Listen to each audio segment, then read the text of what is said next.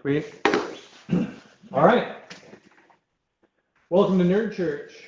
I had a lot of fun listening to our last episode this morning, and I got through about half of it before I got interrupted by my kids and life. And I was like, oh, okay, well, I'm caught up. Like, I remember what they decided to do. So I started prepping in my head as I was running around doing stuff this morning. And then about an hour before the session, I'm like, let me listen to the rest of it. And in the last 30 minutes of our last session, you guys totally changed what you planned to do and did a complete like 180 pivot, literally. Instead of going north, decided to go south. So then I was like, oh, throw out that prep that I did, go back and prep for what's actually happening. The good news is, I think I've got my head around it now. Last time, y'all traveled with Shota out of the wound to the Maib Sihir. On the journey in your chit-chats, you came to realize that the Maib is actually Shota's alma mater, that she had spent time there in her younger days, and had also taught there a little bit. And so this is a place where she's going to be, at least for the short term, posted up. You used the time at the Maib to do some research. The leadership of the Maib sent some runners, some messengers in different directions to warn both Minotaurs and humans that undead were on the prowl and to prepare. You also eventually settled on journeying south back to the strange field of stone monoliths near Teshiar, rather than heading north to the Harma Jabal, the sort of lone mountain up there, where Pando's visions suggested Upito was likely heading to try to recover one of her caches of resources. So your decision was to head to the Field of Stone Monoliths because that is where you believe Professor Sendak to be, and several of you have things that you want to chat with him about. You made the decision to travel there directly, therefore passing through the wound for several days. You're estimating about a 4-day journey through most of it through the wound, so that you can avoid passing through Namtong and taking a long way around. A cartographer at the Maib named Glenn was delighted to hear about your choice, and you agreed to take on a sort of modified sending stone that would allow you to allow him to get some GPS information about your journey, but also allow you to essentially live stream or make daily posts to his feed about your journey, so that he could gather more information. In exchange, once you return the device that he gave you, he's offered you a significant portion of his department's budget, 300 gold pieces, upon completion of the task and return of the stone. And I believe that's basically where we left off. So at the conclusion of the last session, you had not yet departed the Maib Sayir, but you had, it seemed, settled on a next step and a destination and equipped yourself for the journey. So we start this. I thought that we stopped last time. I thought that we were on our way. Because we were. That's where we developed the whole, like, I would give hard information, and then Courtney would give the sort of live streaming. Yes, sorry, you're correct. You had completed some of the journey. So you're recording a podcast within a podcast. Yes, that's right. It's a nested. Inception line. It's Inception podcast. Yeah, sorry. I think you had one full day of travel in the wound. So. I have a little bit of retcon when you guys are ready. Yeah, I think that's enough recap. So what's the retcon you've got? As I was doing some speaking for air last time. Oh, that's fine. I just wanted to take advantage, since I was absent during this portion, take advantage of being back in the university town. Mm-hmm. And Air would like to go to the archives again, if necessary, under the guise of doing more research for our current plot, but actually looking up dirt on Hasido. Okay. If possible. Yeah, I dig it. There's no role to access. You definitely don't need to do any roles to access the archive. Your party at this point. Known by the staff or whatever, yeah. Yeah, and you've been given blanket permission by the dean to muck about in here. So you're not questioned. I think the only question I would have is, how discreet are you attempting to be?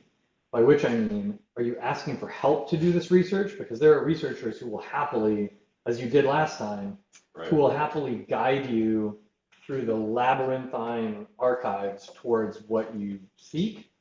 But there's sort of a spectrum of how subtle you could be here. And I'm curious about how Air would approach this. Because if you walk down and you're just like, hey, I'm looking to learn a lot about this noble house and dig into some of their history, and especially if there's salacious details anywhere here, like there's people who could probably help you very specifically with that, but then they're going to know that's what you were up to. Right. There's the other extreme where you just go down there and try to figure it out yourself. And then somewhere in the middle, probably there's I'm doing research for good reasons about stuff, but here's, you could dance around it probably. Yeah, I think that's what I was going to suggest, is that Erin does something in between. She's maybe she only goes as far to say is that she's asking for information about noble houses more generally, and their relationships to the region and their interrelationships to each other and things like that. And that will probably get her in the right ballpark, and then she'll try to get to the more specific information about House Edo on her own. Okay. So not really, yeah. So I guess it depends on what the question is. I don't know if she's really lying necessarily. It's more of a. You're gonna make two rolls here, I think. Deception by admission. I want you to make let's make a deception check to see how well you conceal your true intentions. And then let's make an investigation check at advantage, because you are receiving help. Okay. For your digging. I like it. Nat 20 on deception. Very successful. A 28. Yeah. In fact, I'm going to say. Overly. I'm going to say because you scored so high there, that this person that you're able to almost manipulate this person to provide you the level of help you would have if you had just come out and said it. Right. But they don't really know what's going on. Yeah. Right. So you got this person wrapped around your finger. You're dancing with them, and they don't know it. So You're the puppeteer. So for your investigation check, roll at advantage, but take an additional +1 to your roll. Okay. Well, good thing it's at advantage, because I needed the first one's 7. Second one is 22. 21 + 1, 22. 22 is excellent. Okay. So you. Okay, I gotta take notes now. Yeah. This was Edo, right? Yep. Yeah. I hope so. Yeah. Yeah, I think that's right. Sorry, I gotta go to my pages and pages of notes in the wiki here. No worry, I also gotta take notes. All right. So first of all, you didn't know a lot about House Edo. No, did we know? I'm trying to remember now. Did we know some? Did they didn't have any relationship to Chakib, correct? They were only. They're their ancestral estates are Oh, based it in is. Chukip. Yeah, that's what I thought. Okay, so we Yeah. didn't know that. I didn't know that. So you're familiar with Ito, but they tend to be a quieter noble house. Like they're not the bullies that House Kieran are.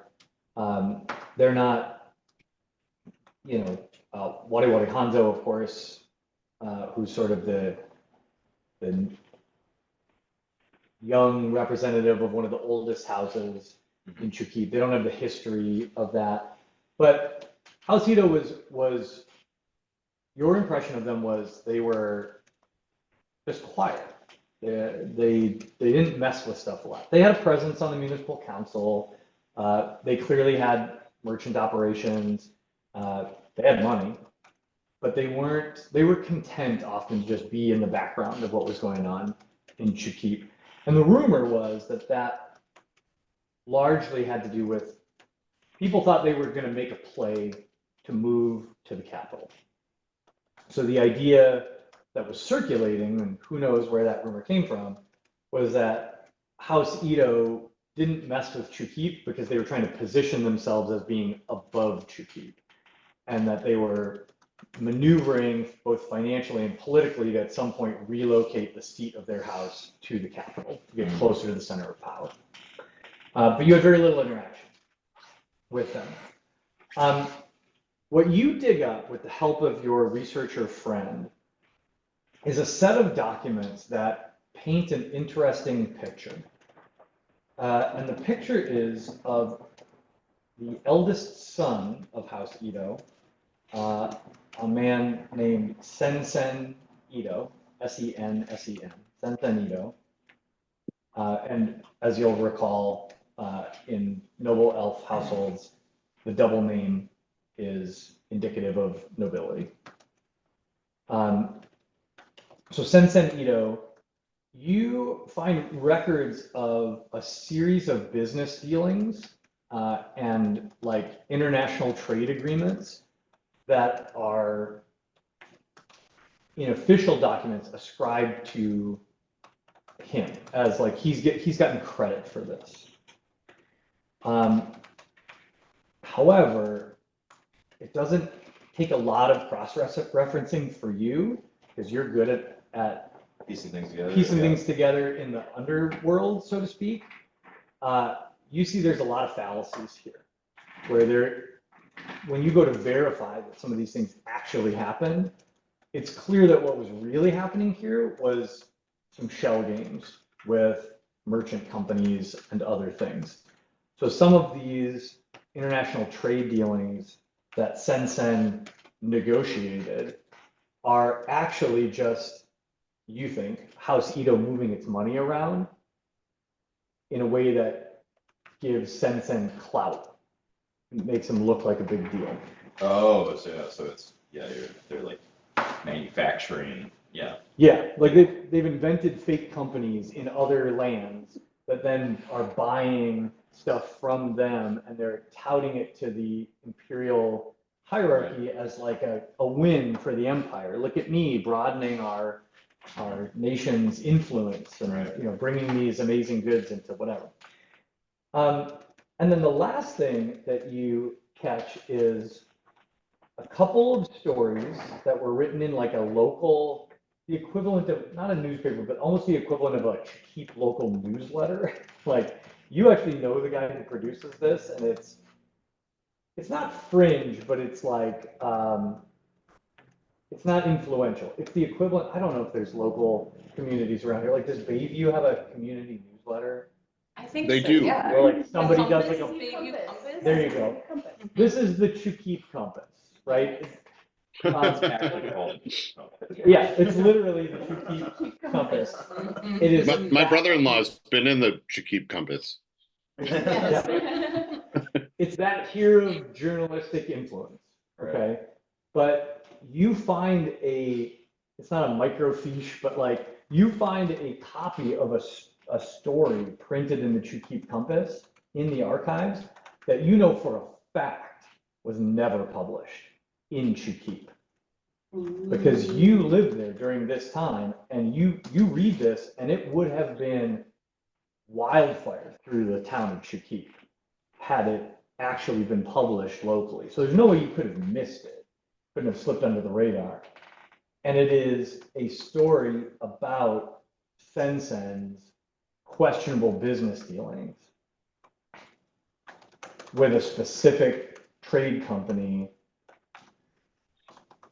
out of the Northern Kingdoms, a trading company that claims to operate exclusively in the Dragonborn lands. And the story basically claims that that company doesn't exist, that it's actually just a small collection of mercenaries and pirates hired by Sensen to make him look good, who raided some villages and then brought back a bounty that he took credit for as a trade negotiation. Interesting. There's a physical copy of it here, but only one. Mm. Can you take it? It's a well-connected school. I don't know, I wonder, is it? I guess I do try it, because I can't really make a copy, can I? You could try any number of things. I'm gonna steal it. I'm gonna try to. All right. This is a mistake, but we'll see what happens. You tell me how you approach this. So you've got this researcher wrapped around your thumb who's been following you around, helping you find all this stuff. She literally brought this thing to you with a pile of other things. Oof, yeah. What's the tactic? I think she must, or yeah, I think Air's gonna have to.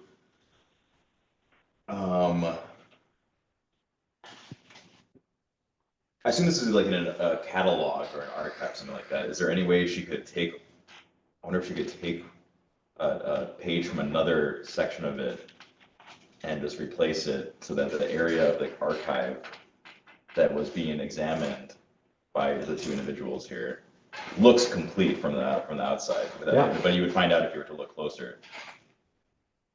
Absolutely. And then, and she can do it while she can like send the individual away to go get something, it's a fake task. Wouldn't Yeah. Wouldn't Air stack everything up nice and neat to return it all to Yeah, to the person? And so, if it's just a stack of stuff, who knows what's all in that stack? Yeah. Okay. So you have two good ideas here. I think your first idea is get this person out of the room. Right. So I'm just going to carry your nat 20 on this for deception. Like this person's not quite in your thrall, but they're doing what you asked them to do. So I think you could easily, without having to roll, send them on another errand. Would you please go get me this other document or something to corroborate, blah, blah, blah. And off she'll go. Mm-hmm. So what I want you to do is make a sleight of hand. Yeah. You can choose a sleight of hand or just a straight up intelligence check to decide. There's kind of two approaches, right? One is like, you're going to be sneaky about this and try to like tuck it away. And the other is, how do you organize the room so that when she comes back in, nothing looks out of place, but you've just left. Yeah, I think I'm gonna roll a sleight of hand. Okay. Darn, 8. Okay. You were like, ha, cha, cha, cha. It's like sticking out of my pocket. Right. I mean, I don't think it's that bad. Okay. But I think Sloppy. It's not. Yeah. it is sloppy. So like she doesn't walk in and catch you jamming this in your pocket. I think what happens is when she comes back A in, little suspicious. you haven't done a good job of like putting everything in order. And as she's like putting things away, she notices that this archive in particular, like some of the sleeves are misaligned, and she sees the empty page. Yeah. And she's not immediately suspicious. She's just confused. Yeah. Like, so I think she turns to you and says, "Oh, we must have dropped something, or something got misfiled. We're missing this this item. It looks like it was It's dated, whatever, yeah. Yeah, it looks like it was something from a newspaper or a periodical of some kind. Can you help me look for it? Is this individual, so I don't know why I assumed she was, it's a she, but. I said she. Oh, okay, I'm like, something planted that in my mind. So is she familiar with, did she read the story with me, with No. Aaron? She's not, so she's, yeah, because that So would she's be, been bringing you all kinds of that'd be stuff. much more difficult to convince her of, yeah. She's been bringing you all kinds of stuff, and again, with that high deception rule, you've been having her bring you a lot of different stuff. Right. Because ostensibly to her, you're here doing research around the Upido problem. Okay. You're here gathering Right. intel about the history of Upido and Yeah, maybe there's some houses that could help us that have interacted with her Yeah. in the past or something. so I'm picturing you've got a table Yeah, with a wide array of content on it. right, For her right now, this just looks like a refiling error. right. Yeah, I think Air's first line of defense, as everyone's is, play dumb. And just be like, oh, was there one there? I don't know if I remember seeing that there. Are we sure that wasn't missing beforehand, or it was always like that? Okay. Right, Make a deception check, add advantage. I'm giving you advantage because of your previous deception. not necessary. It's a 24 or, yeah, 24. Okay.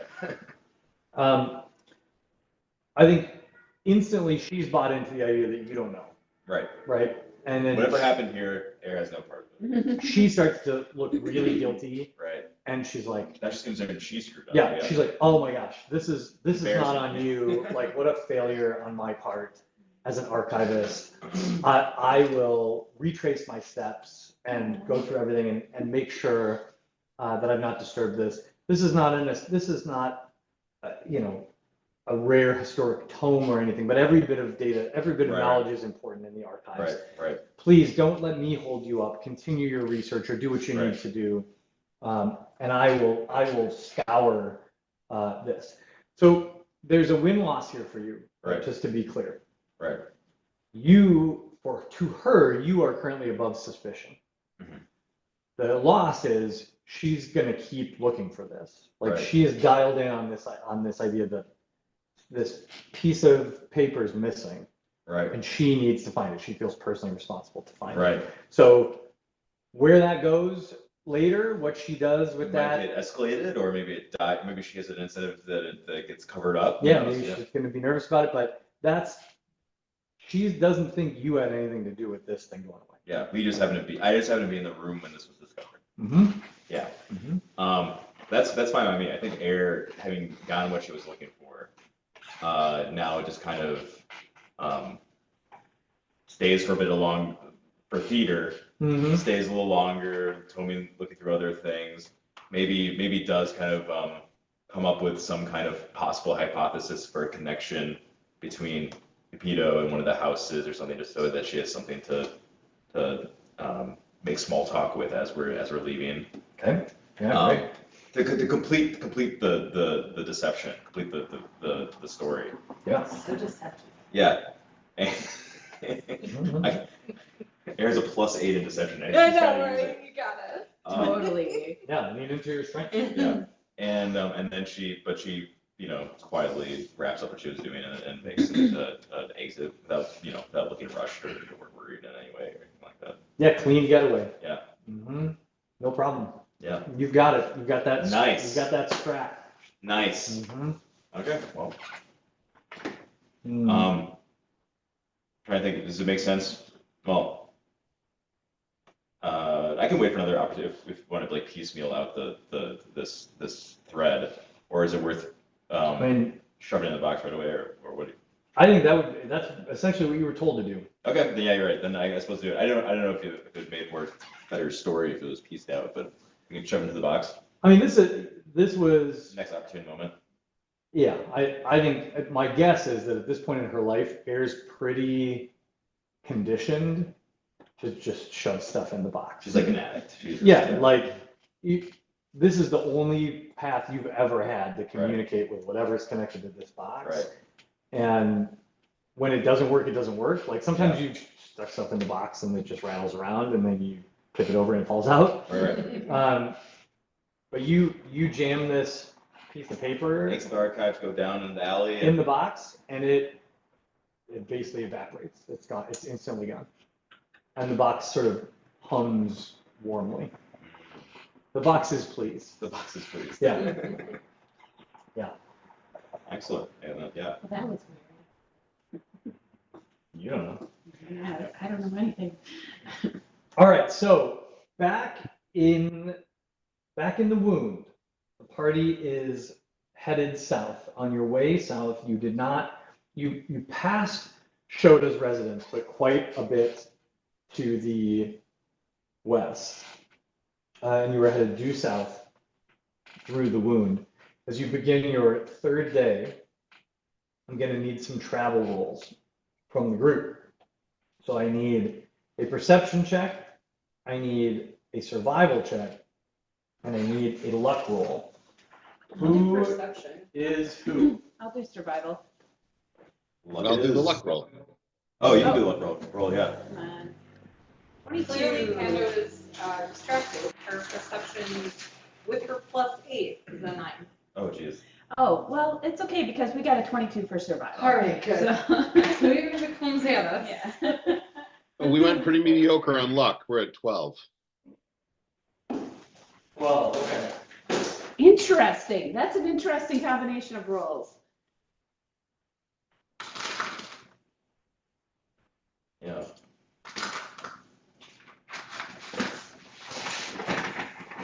All right, apologies to our audience at home. Guys. There's just so many snacks. There's so many snacks. It's not my fault. Okay, so with a 12 luck roll, you have a relatively normal travel day. Now, normal in the wound does not mean comfortable, but you do complete what you consider to be a full day's travel successfully. So you're not slowed. You do not have any encounter. Wait, what was the survival check again? 22. Oh, 22 is great. Yeah. So in that case, I'm not even going to make you roll for the normal save against bugs. there are lots of those. because it's the little ones that get us. Yeah, there are lots of those clouds of bugs in this area, but you've got eyes on it now, and you keep an eye on the paths that will keep you up high. You notice the bugs tend to get down into the valleys and the marshy areas, and Freya successfully guides you through this very sort of marshy area. You make it all the way past the fire swamp and are now headed into the southern half of the wound. Down here, the landscape shifts. It starts to get more, less marshy and more jungly in this part. So it's a noticeable shift to more trees and vines and things like that, and you're not sinking knee deep into sludge in every tread. All right, you're about halfway through your journey to the Field of Monoliths. Anything you want to do as you bed down for the night? I want to know, does Air share any information with us that you read about in the archives? Yeah, unfortunately, it wasn't. I think Erin just says that she didn't really find anything useful for the pedo situation. Pando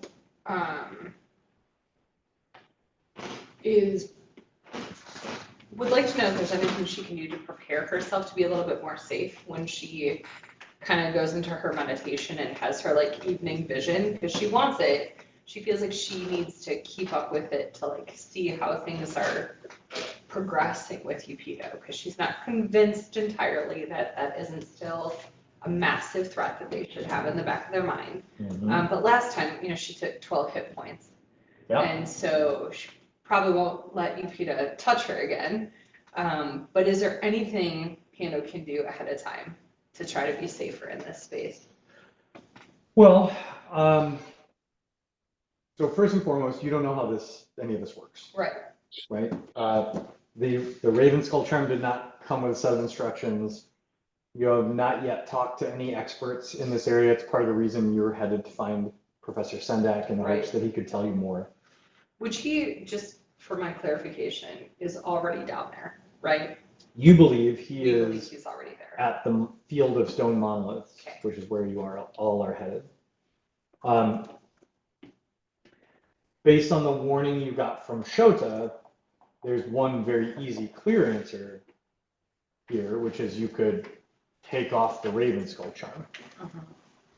And if you're not wearing it and not attuned to it, then it's unlikely that it would be doing the things that it's doing to you. It would not be pulling you into the dreams, or that's your belief. Right. But that's about all you've got right now. Like, this is And if I want to completely keep new- tabs on what I think is keeping tabs on UPETA, and this is our way to do that, then I have to take the risk with it. Okay. If she Seems to be. unattunes to something, and is she able to reattune to it at some point? Yep. Or is it dead? Okay. So in 5e, the attunement rules are sort of like, it takes about a short rest to attune to an item. So it's the equivalent of like, you take an hour, hour and a half, you kind of meditate with the thing or put it on and spend a little time with it, get Mhm. used to it again. It's that whole scene in the Dungeons and Dragons movie where he like puts the helmet on, then he gets thrown back, and he does it over and over Right. again. Right. And so in this situation, according to the rules of 5E, would Pando have to go through that experience again of initially where she had to like control it or it controlled her? Does that happen every time you attune to an object? You don't know? I just didn't know if those were rules in Oh, 5E, like you have to like start over. That is not a standard rule about every magic About item. attunement. But with this Okay. particular magic item, You you don't don't know. know. I'm staying attuned to it then. Okay. All right. Well, with that great survival check, you find what is for the wound at least, relatively comfortable place to set up camp. And you bed down for the night. Who is keeping watch? Pando can keep watch first. She has to do her podcast. She hasn't had time to yet today, so. Yep, solid. Eric can keep watch at one of the second half, or if we need more than that many shifts, one of the shifts. I think with the number of elves you have, 2 watches is going to be pretty standard for the party to get you a long rest. Cool. It's like, I'll sleep. I'm kind of tired. I've been watching all day. Hardcore survival. It's funny to me. I feel like Potom started giving the update to the sending stone, and then Pando came over and like grabbed the stone and walked off with it. I was like, guys, there is a cloud that looks like a dragon. You know what we need here is a theme song. Absolutely. Pando's working on some bumper music. Right. I like it. Okay. So if you're taking a first watch, Mhm. I need a perception check from you. Okay, Everybody else is sleeping first watch. 16. Okay. There are also some hidden beverages over there, like cranberry hard ciders and meads and cokes. That's so fun. I'm getting involved in this. Okay. With a 16 on your perception check, let me just get a quick roll here. All right. While there is certainly creature activity overnight, nothing approaches your campsite closely enough to kind of set off alarm bells for you, and your watch passes without incident. Second watch, it sounds like air is taking. Bet. So I'll take a perception check from you. 19. All right, sharp-eyed air, same experience. Nothing disturbs the camp. And Pando, for the 5th night in a row, you dream.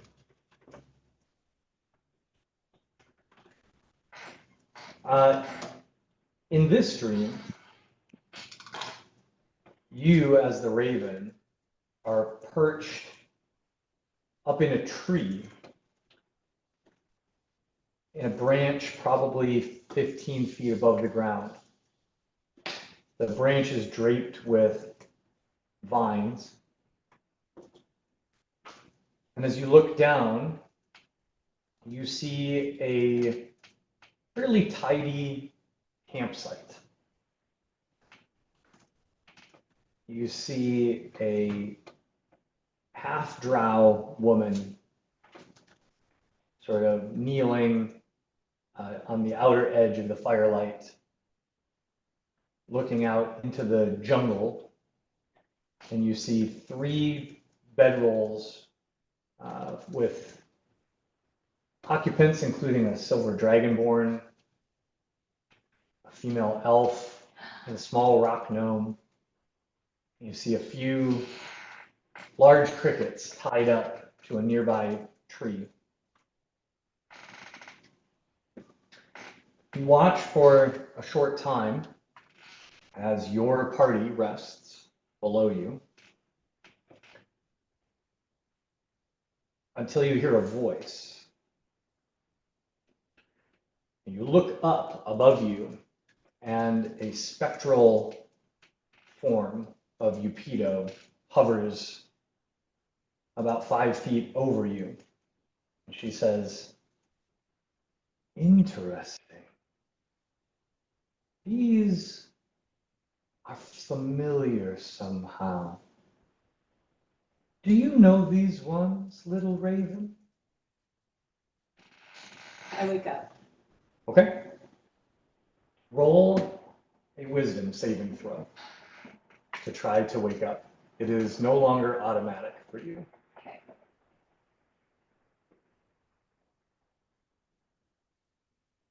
"13.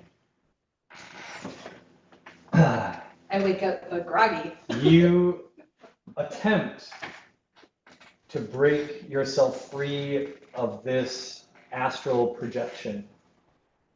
And as you do, Upido holds a spectral feather up in front of her and blows on it. So it just rustles softly in her breath. And she says, "No, little one, I'm not done with you just yet. Rest a moment while my family deals with this interference."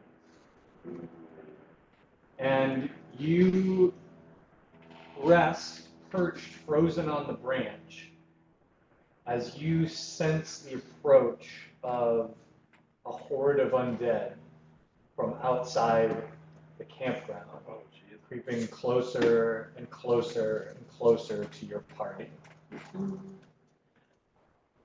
Air, lucky for you, you rolled a 19. Yeah, it sounds like it. Because we are going to get into our maps tool.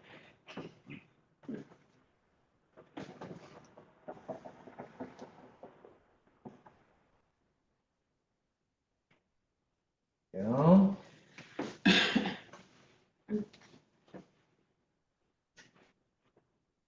Oh shoot, I put the wrong map on here. Well, that's okay. We can fix that quickly, I think.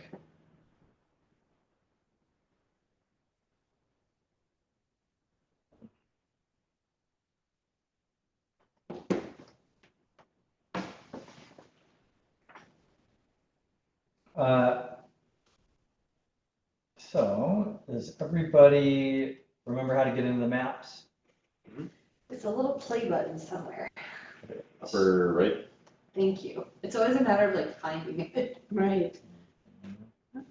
I feel like so many other things are well labeled and well like symboled, and then that one is like makes me think of just YouTube. Yeah. I think it's still in beta probably or something, or maybe not. And it's like an alpha. Or alpha or I think yeah. that's what they. I hit the right thing. Do you still have to start the game session? Yeah, I haven't That's started what, it yet. okay. Sorry, hang on. No, I it's had to okay. read- I just want to make sure that. I had to reset the map quick. Except your because wallet. I kind of. It's like it's longer. It's wild. It's I love it. got like curly in the last few years, so I'm like, I decided I'm gonna like lean into the curliness, see what happens. And that can happen, like perimenopause, Yeah. all of my under hair started getting like ringlet curly. Not my top, so it's just frizz, but you know, so. I know, I was like, Alex always had cute little ringlets. Still do. I'm like, I'll lean into this. He's all, Oh, yeah. In my, like, I feel like in my teens and early 20s, I like it kind of straightened out a little bit, but now it's back to being pretty curly. He had the cutest little red curls as a baby. It was a cute, like, these great big brown eyes. He was like the cutest little kid on the face of the earth. Seriously. What's the age difference? He's 7 years younger than I am. 7 years. Yeah. Mm-hmm. there was enough of a gap to just like squeeze. He it was. when He was my baby, Yeah. man. He was my baby. Except when he was born, he was like 2 weeks late, and so he was all like weird and overbaked and white and kind of shriveled up. And he had red hair. And so, like, when I went to see him for the first time in the hospital, I vividly remember this. My mom's like, "What do you think?" And I'm like, "I think he looks like E.T. when he was sick on the bathroom floor."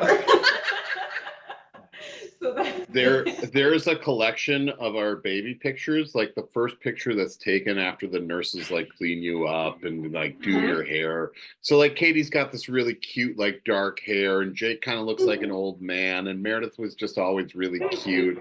And then there's me, this little gross alien. He was. His face was like kind of squished like E.T. Looked like E.T. sick on the bathroom floor. That's amazing. The- My husband Matt texted to see how everyone liked the cornbread, and I was It like, "It's was really good." phenomenal. And then he said, "I didn't tell you this, but it's +3 health." Hey. So- Good news, everyone. Great news. Temporary HP. We'll just pretend Potham had some. Adam totally had. I sent him some ahead of time. Mm-hmm. Alex, are you Yes. able to share your screen in Zoom?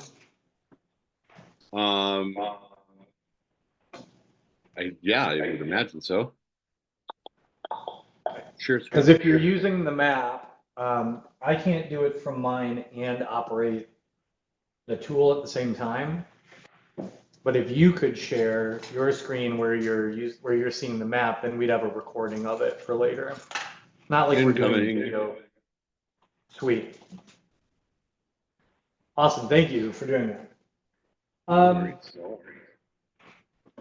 Air.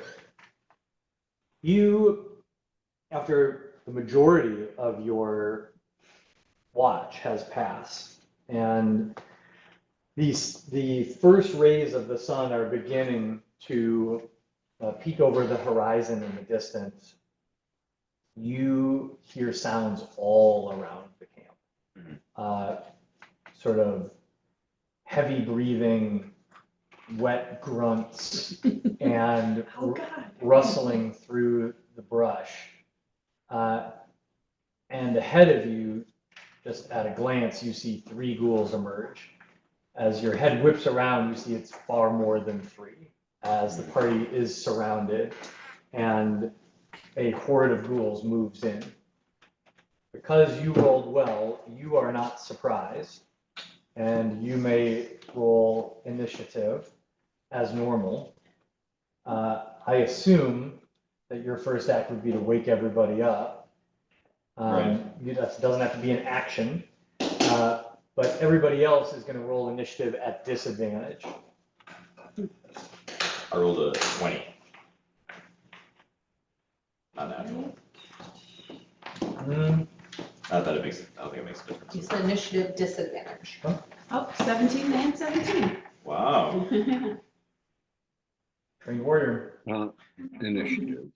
She's ready to go. She was dead asleep, but she's on her feet. Use the log, yeah. Ooh, Mhm. 19. And 2.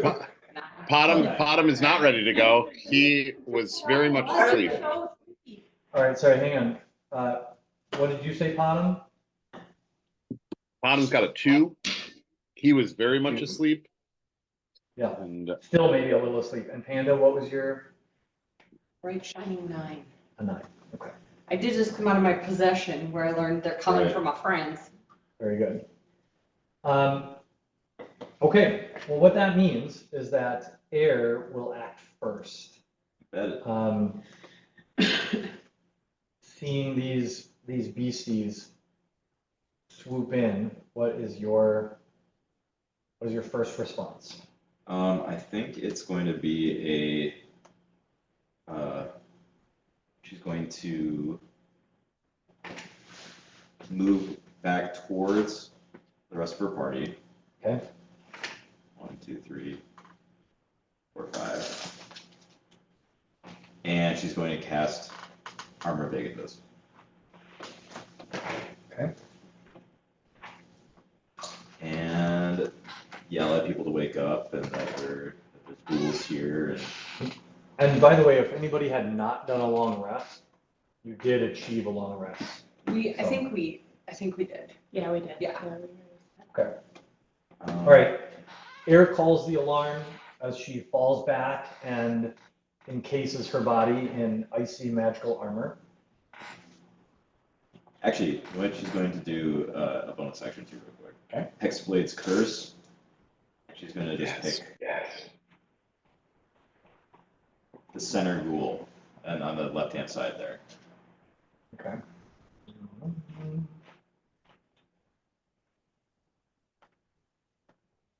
My tools here. The center goal you went for? Yep. Okay. All right, I'm putting a purple ring around that ghoul. Hexblade Curse.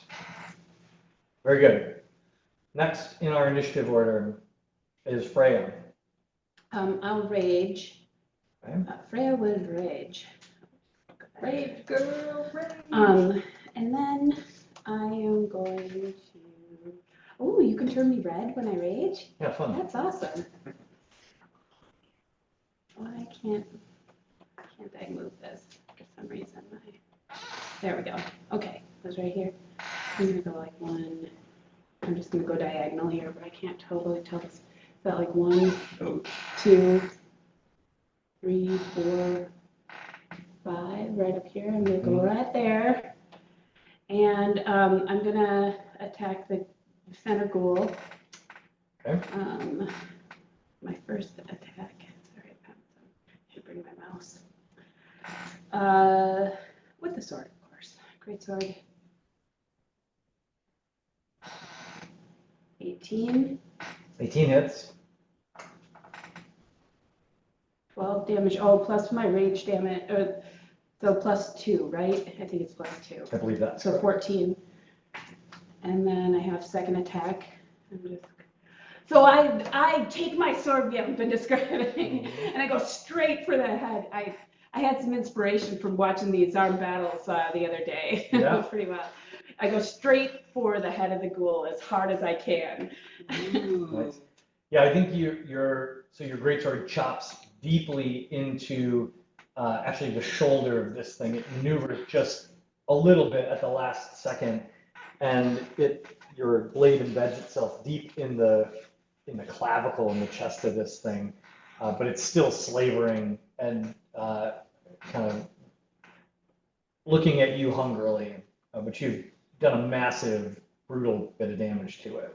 Well, here's the second one I'm going for, 16. 16 also hits. 13, 14, 15. Yeah, that's plenty. This thing is obliterated on your. You yank your blade out, and on your second strike, whip it around, and the head goes tumbling to the ground as you eliminate the first of the ghouls. So I have like 3 movement left. And I think I'm going to come down.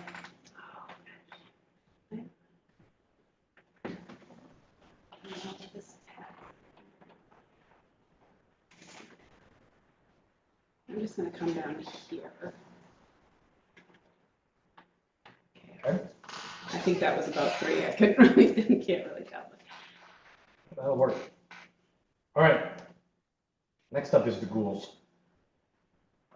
They sweep in as a horde. The first 2.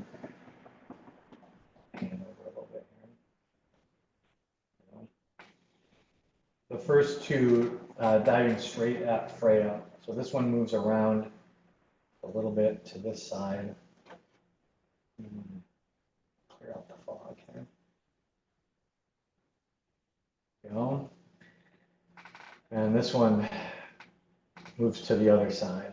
And they're going to each make attacks.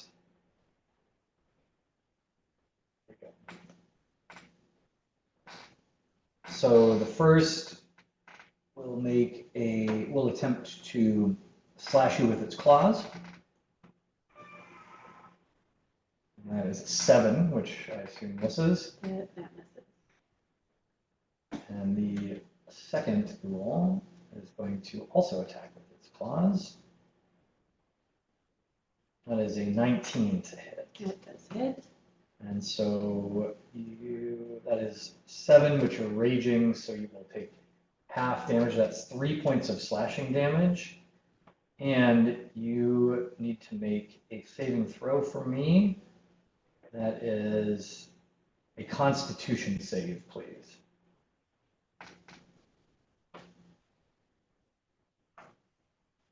$25. All right, no problem. Natty 20. You feel some of the sort of tingly properties of these ghouls' claws on your skin, but you shake it off quickly in your rage and move forward. The next set of ghouls emerges and runs up to Air. The two of them also slash out with their claws. So the second ghoul, or the first ghoul against you, Air, is a 10 to hit. Nope. Second ghoul is a 21 to hit. Yeah. So that is, what's this? Oh, I see. Hear that. So those claws do 5 points of slashing damage. Okay. And you also need to do a Constitution saving throw, please. 19. All right, you are fine. No ill effects from that. These ghouls are going to charge across. That ghoul that attacked me takes 15 damage. Oh, that's right. Well, that's fun. All right. Boom. Nice. Yeah, so icy shards blast out from your armor, impaling the ghoul with some big old spiky icicles. Nice. And it is badly wounded. 5, 10, 15, 20, 25, 30. What's my ghoul run? 30. Now that's as far close as they can get. So these two are going to run up here. This one's going to run up here. That one They're came coming out of the dark. Yeah. Where was that one? That's totally an extra one somewhere. Down here in the fog. Oh, great. These two are attacking Pando. Pando, you're prone, so they're going to attack at advantage. That is, oh, I should have been, oh no, Freya, you acted first. So Do elves lay down when they sleep, or do they just sit? that is a 19 to hit, Recumbent. which I'm assuming hits you. It does hit. So you will take 7 points of slashing damage, Ooh, and I okay. need you to make a Constitution save.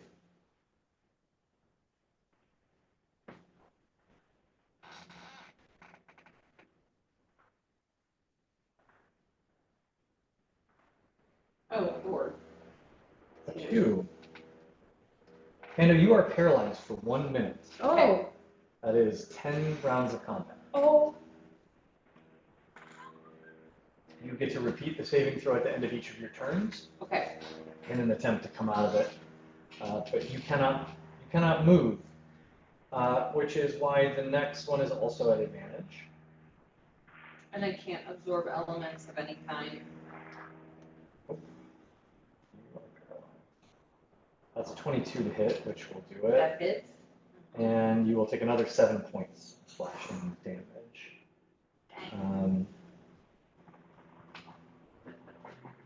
Where's my pair?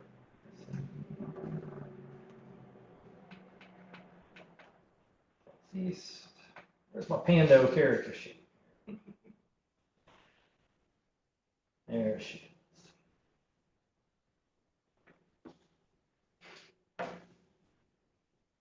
conditions. Paralyzed. Paralyzed creature is incapacitated and cannot move or speak. Automatically fail strength and dexterity saving throws. Attacks against you have advantage. Any attack that hits you is a critical hit. Right.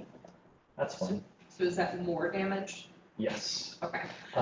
So you, in addition to that 7 I just gave you, you're also going to take 10 Okay. additional points of slashing damage. I have one more hit point. Oh, wow. Oh, Those are crap. squishy. Yeah, great. But the good news is, Yes. it didn't say anything about, oh wait, what is incapacitated? You can't take actions or reactions, yeah, so I was right about that. Okay. But those are the only two, the good news is those are the only 2 ghouls that attacked you. Oh. So that's good. Look on the bright side. On the bright On the side. bright side, you're not just dead with nothing else to do. On the bright side, I had a horrible nightmare and went, I gotta warn my friends. Now I'm just like,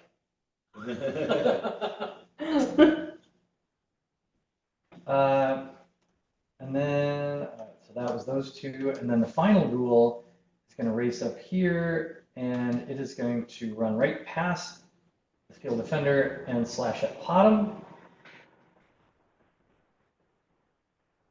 That is also at advantage for a 23. 23 does hit. That is 6 points of slashing damage, and I need a Constitution save from you, please.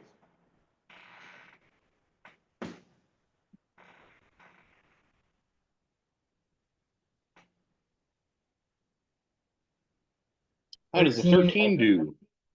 That does save. So you shake off the effects. shake it off. And that brings us to Pando's turn. Does it show? It You does. have one hit point Pando's if you're just paralyzed on the bigger. ground. Don't you get a Constitution saving throw? Mm-hmm. Okay. Do I start with that? I mean, There's nothing else you can do on your turn, unless you can think of 10. 10 is exactly what you needed. Ooh. It's not a hard Yes. save. But ooh. you do come out of your paralyzed state. And unfortunately, that is your turn. Oh, you can't heal yourself? Yeah, that's No right. actions? You take No, like It happens at the end of your turn. Okay. All right. Potom, you are now up. You use half your movement to stand. And then it's your turn, as well as Steel Defender. Well, we'll have the Steel Defender. Potom barks out an order at the Steel Defender, yelling at him to block. So Steel Defender will move here, and will grapple the ghoul in front of him. Okay.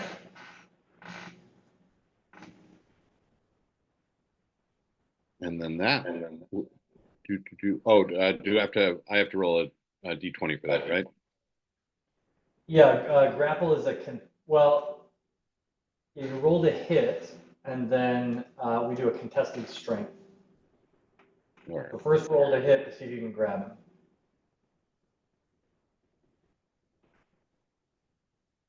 'That would be an 11. 11 misses.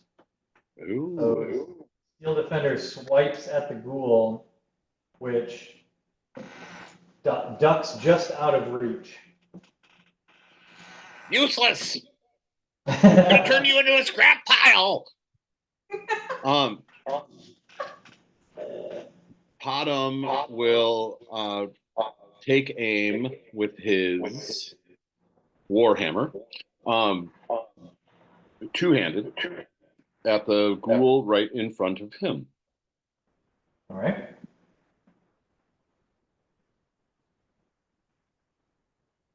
Ooh. 27. That does hit. Oh, weird.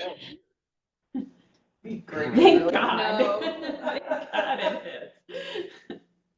What's the what was the natural? Was that a That's a 19.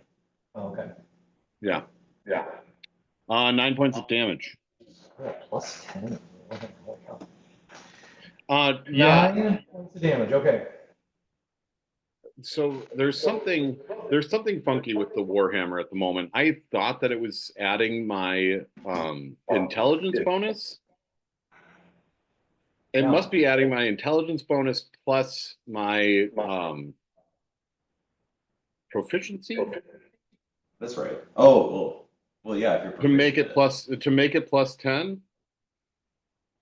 Because it's weird when I did the build for next level, that goes away for whatever reason. So I don't know what mechanic is making it a plus 10 at the moment. Well, I mean, it's a +1 magical weapon. Oh. You So are then it must proficient- be. You are proficient in it. And if you now have the feature that adds your intelligence bonus, which is 6. Yeah. 6, 7, 8. Yeah. Oh, no, sorry, you have a +3 proficiency. So yeah, 10 is correct. So Okay. 3 plus 6 plus the magic is 10. Oh, got it. Okay. It's weird in the next. Oh well, maybe it's. I don't know. Anyway, we'll just keep going with this. I get 2 attacks, so I'm going to attack again. Okay. 22. Definitely hits.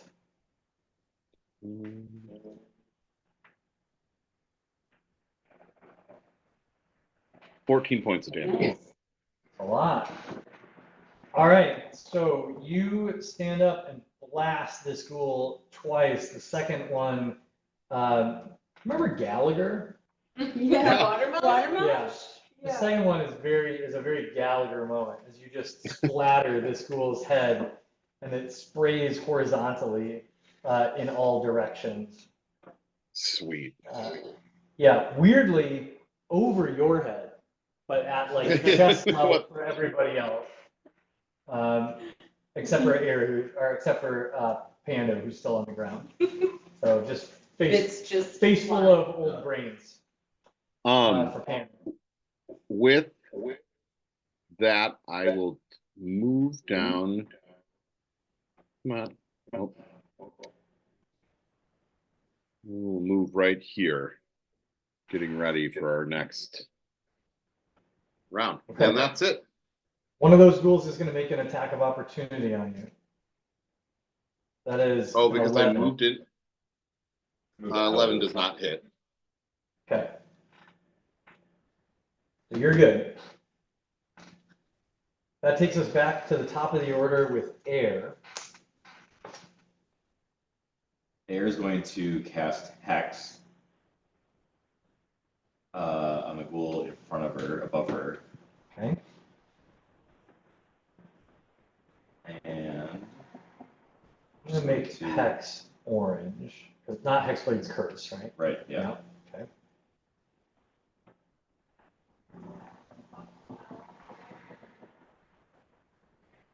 Okay.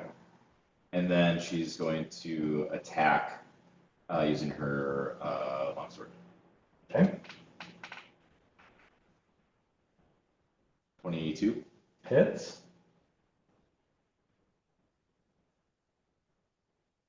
It's going to be 11 plus a d6.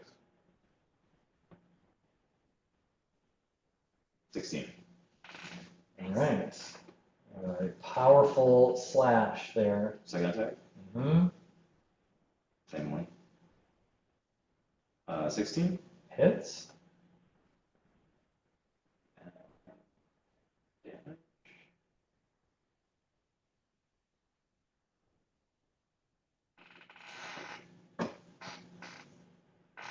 $21. Yeah, obliterated. Way beyond. Just hack the thing to Overkill, pieces. yeah. Overkill, kill. Yeah, no problem. That one is toast as you chop it into several pieces, several large pieces. A ghoul chutney, if you will. Ghoul-like. No raisins. Ghoul-like. Gross. Freya, Okay. you're up. So actually, what Freya's gonna do, realizing that there's an attack of opportunity here, she's gonna use her bonus action first to dash. And will, oh, sorry, I can't, my thing isn't working. No. Okay, and it's going to dash around right to here. Okay. Because that flanks both of them, right? Even though they're straight across, do I have to be at an angle? Okay, that flanks both of those goals. Is there an attack of opportunity that happens? Okay. Well, I thought when you're raging as an eagle, you don't take attacks of opportunity. They are, I can, but they're at disadvantage. Oh, okay, got it. Yeah, well So- then there's 2 attacks of opportunity against Okay. you, but they're both at disadvantage. So that one's gonna miss for sure. And then the second creature, would a 12 hit you? No. Then they both miss. That's what I was. Seemed like it was likely. Okay, so I'm gonna use my extra attack that I just got then. So I dashed. With my charge, I get that extra attack. I'll attack the ghoul to the left, up to the left. Okay. With my greatsword.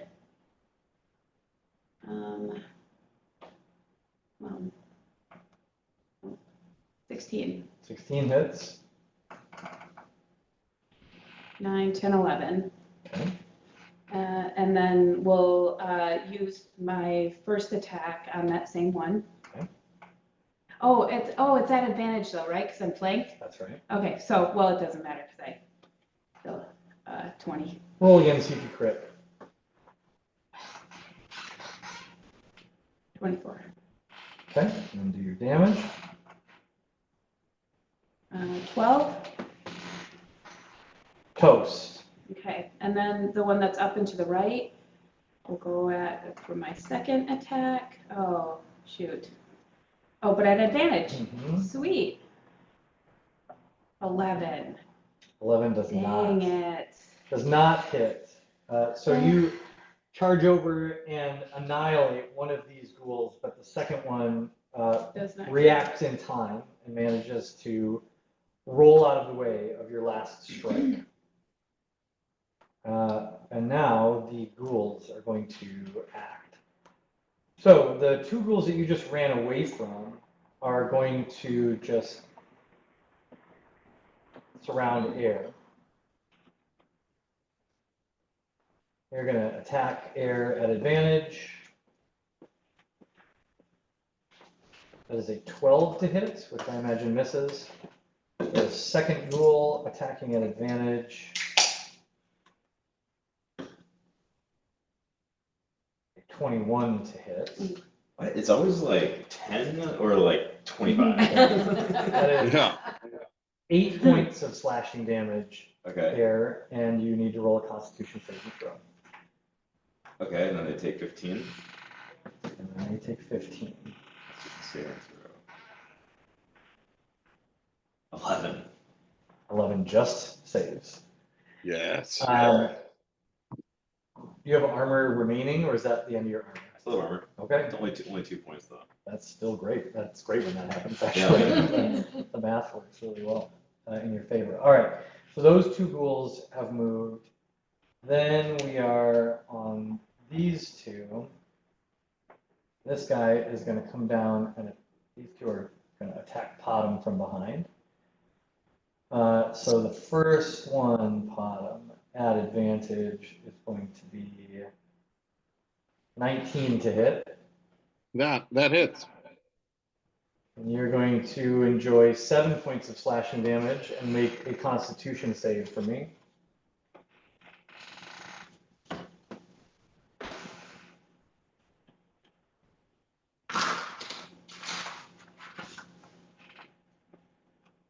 An 8. You are paralyzed. Oh, dang it. Your limbs begin to lock up as the ghoul's toxin seeps into your blood. The second ghoul is going to attack you again at advantage. See if it can. Oh, it doesn't actually matter. because it auto crits. So it is going to hit you, and you're going to take 10 plus 2d4. You're going to take 15 points of slashing damage as the second ghoul crits. Okay. And then the final ghoul is going to turn and attack Freya. The final ghoul? Yeah, that's the final ghoul. Not at advantage, just a regular attack. Freya, that's a 20 to hit. And it'll be 7 points of slashing damage. You're still raging, so reduce that to 3. But please make a Constitution save against the ghoul's toxin.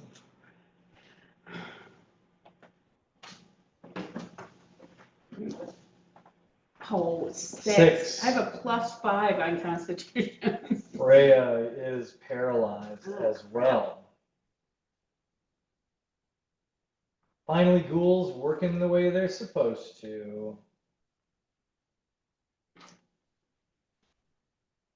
All right. Yeah, finally. Woo. Woo! Everybody's pleased about it. But the delightful news is no ghoul attacked Pando that whole round. You're welcome, Just everyone. like coughing blood. Yeah. Like, That's because ghouls aren't smart. If I was playing smart creatures, you would have been down right now. And maybe probably doing critical death death saving saves. throws. But ghouls aren't smart. They just do what they do. So it is your turn, Pando. Okay. You are not paralyzed. For clarification, I can do Combat Wild Shape as a bonus action. You can. Great. So I'm going to, for a spell, summon my Fae, Nice. and then as my combat bonus action, Wish I remembered her name. oh, I have it written down. I'll have to find it in all my notes, but I do have it written down. Because we named her something sassy. Wonderful. I'll find it. So I'm summoning her. And then she's gonna be summoned up by air, like next to the ghoul that's just above Air's head. And D&D Beyond will not let me use any tokens. Really? I know, it's such nonsense. It's ridiculous. Yeah, It's like over the top. they've really. Why? Do they have She was reasoning? like a star priest last time, and now they've hidden him behind. They want to charge. Is it you a for paywall? Yeah, it's behind a paywall. Like a phase. Yeah, she was like an astral star priest. Or Oh something. yeah. Something cool, but anyway, now she looks like this.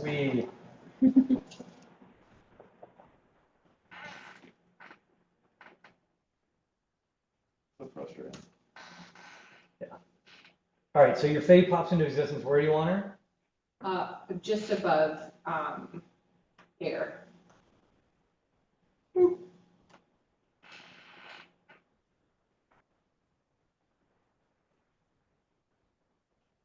And then you're wild shaping Yes. into. Into a brown bear. What do you see?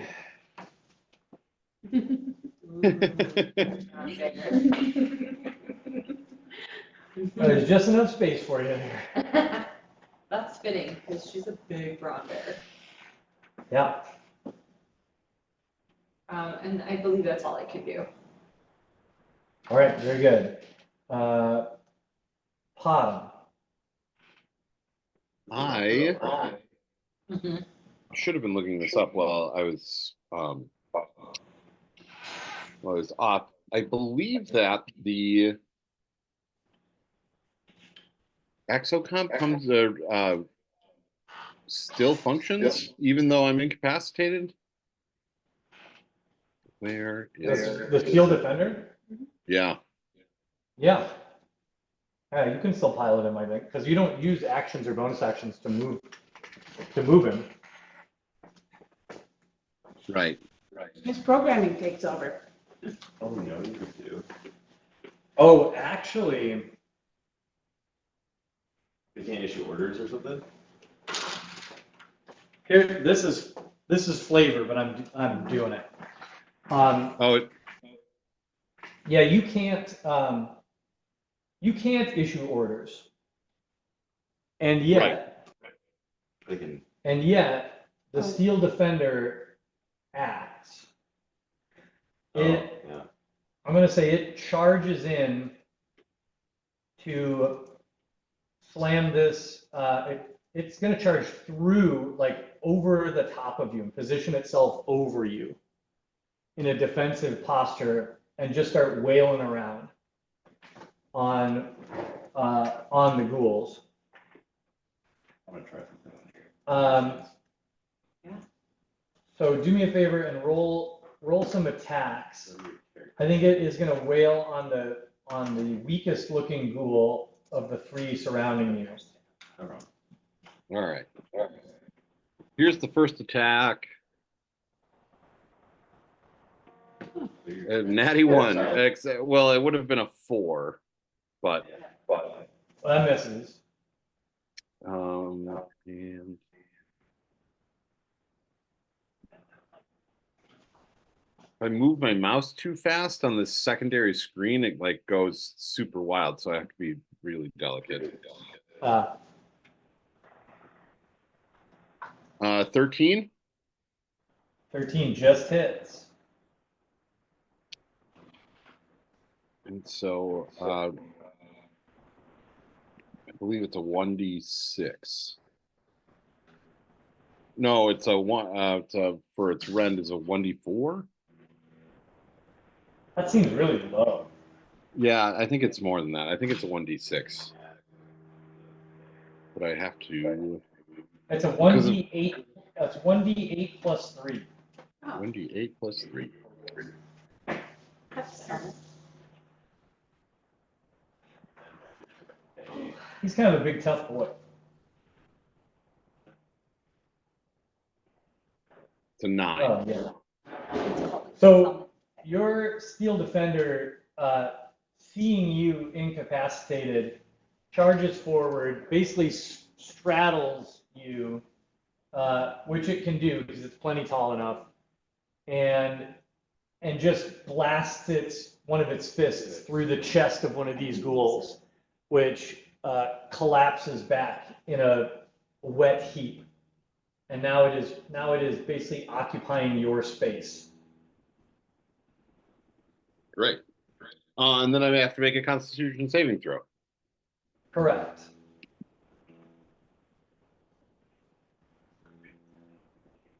How does a 24 do? It works well. The effects of the toxin fade, and you return to your full capacity. Also Air. coughing up blood. Also coughing up blood, yes. Air, you are next. I see what you were doing though. Yeah. Trying to, Yeah. We were looking for, a way to. under extras on the player sheet, you can like add companions and like, we were wondering if you could add the Fae or add like the Steel Defender, then you could add whatever token on it. Yeah, I gotta look at that. Anyway, that's what we were. Closely. But that's a really good idea if we could do that. I need to give it to you.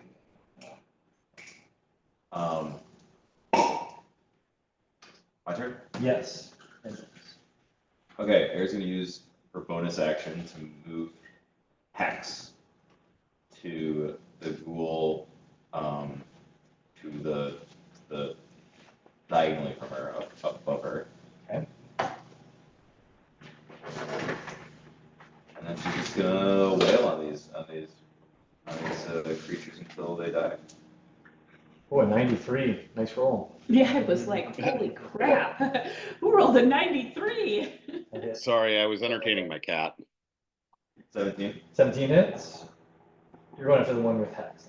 Yeah.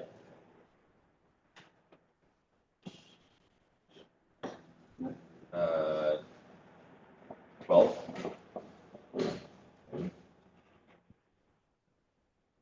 20, not natural. Also hits.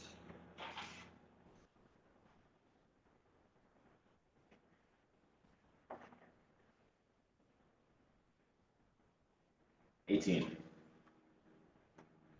Yeah, toast. Air still has temporary hit points too. She's just a Dang. Nice. ghoul slaughtering machine. For real.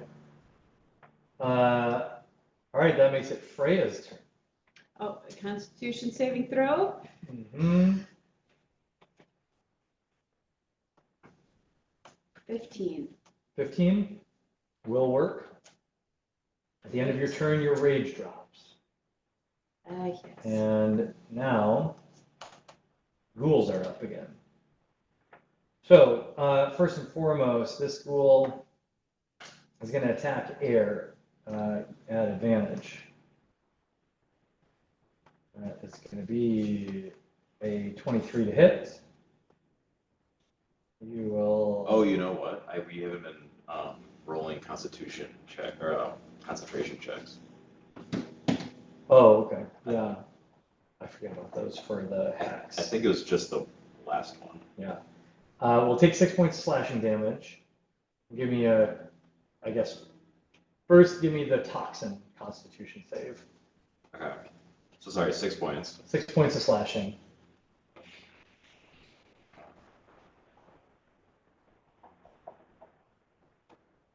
Okay. And then Constitution saving throw for the toxin. Yep. 9. You are paralyzed. However, I think the armor of Agathis triggers one last time, Yeah, yeah. which Nice. kills that ghoul. So even as you are paralyzed, you eliminate another ghoul as your Thank you. armor fizzles out with Lovely. one last blast of icy energy. So I lose concentration anyway, right? If I'm paralyzed. No, Oh, okay. Well, then I should roll. but roll a concentration check.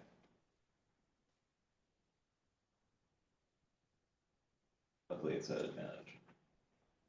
Oof. I lose it. All right, the hex is down. This remaining ghoul, being paralyzed, going to attack. At advantage. Oh, nat 20. Didn't matter. It was going to be a crit anyway. So that is going to be 15 points of slashing damage. Clarky. He's been sitting here watching us play. Yeah. Oh, sweetie. This ghoul, seeing a bear rise up in front of it, is going to slash out with its claws. Those Vikings. Good. Yeah. Look at that one guy. Did you see the guy in the red? I mean, there's That like popped a wheelie all the way down the block? there's like 30 dirt Yeah. bikes going into my alleyway. Yeah, that's, I hear it. that's the thing that's been happening. Yeah. What in God's name? They go down both lanes from like on Howell. Yeah. They'll go from like La Salsa all the way through, and they'll be like 30 on yeah. both lanes. So if you're driving on your They just lane, like both you better zoom just- around you. You just have to, I just like Yeah. slow down there's and let been them a go. lot of accidents and kind It's of terrifying. freaky. It's very, because it's Yes. so loud. And they just Yeah. come So at it's- you. Suddenly you're yeah. driving down and like coming at you on Yeah. your lane are like 30 dirt Yeah. bikes. It's so freaky. Can't wrap my head around what would motivate someone to do that. Mm-hmm. Does an 11 hit your brown bear? Armor class 11. Then it does, in fact, hit your brown bear. So your brown bear is going to get clawed for 8 points of slashing damage. I don't like it. And I need you to make a constitution save as a brown bear. Brown bear, what do you see? I see some ghoul claws flashing at me. So do I still just get my normal constitution? I think your brother has a Constitution. Yeah, your brown bear should have a constitution. Yeah, it's better. It's +3. Oh, So just roll a d20 and then +3.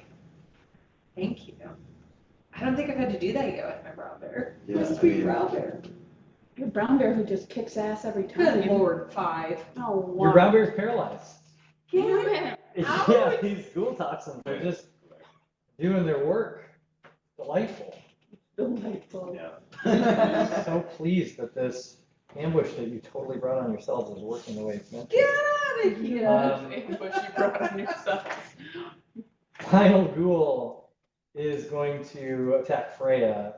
Freya, you're not paralyzed anymore, right? I'm not paralyzed and I'm not raging. And you're not raging.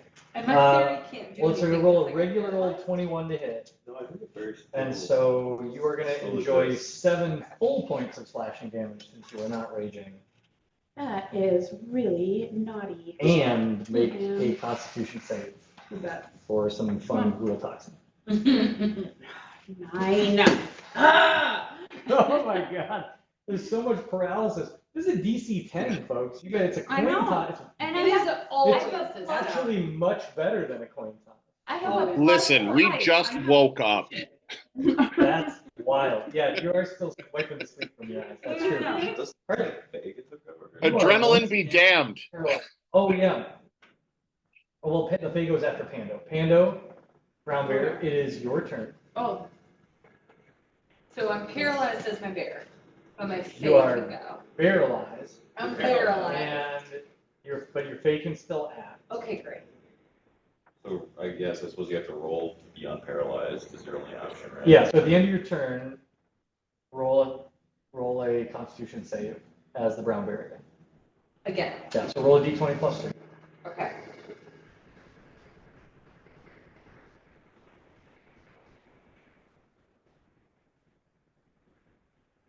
As again. Oh, But that's amazing. It is All right, very sad. Brown Bear, This you're whole gonna, time I have information to tell everyone and I cannot. you are going to remain paralyzed. Okay. The Fae, however, may act. Oh, okay. She's like, what is happening to everybody right now? What is What this is hot mess I was going brought in? on? There's 3 ghouls. God, What They're is so weak. wrong with this? God. Do I have to do everything? This is ridiculous.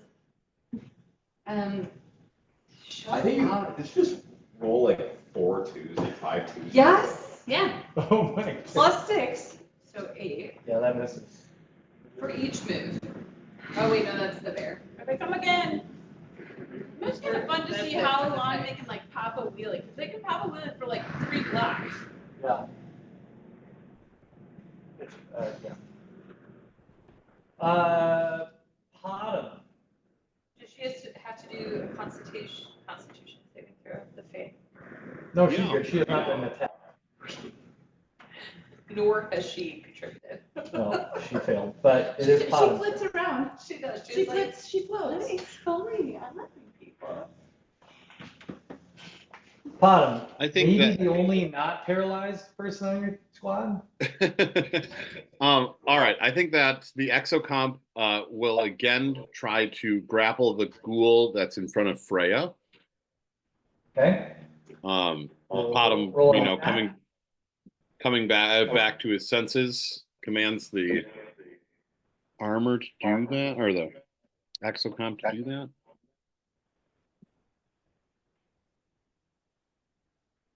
And that is a natty 20 coming from the exocomp, making it a 23 altogether. All right. Then roll a contested strength check. You may roll that strength check at advantage because of your nat 20.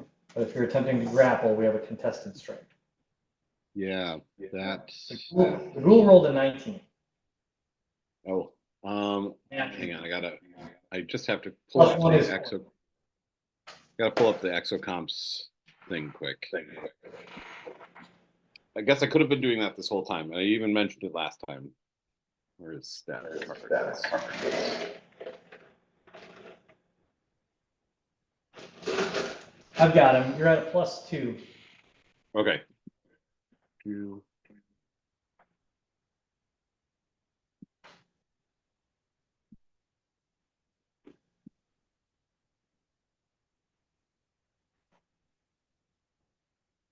It would be 12. At Does advantage. not- Oh, at advantage. Great. Come on.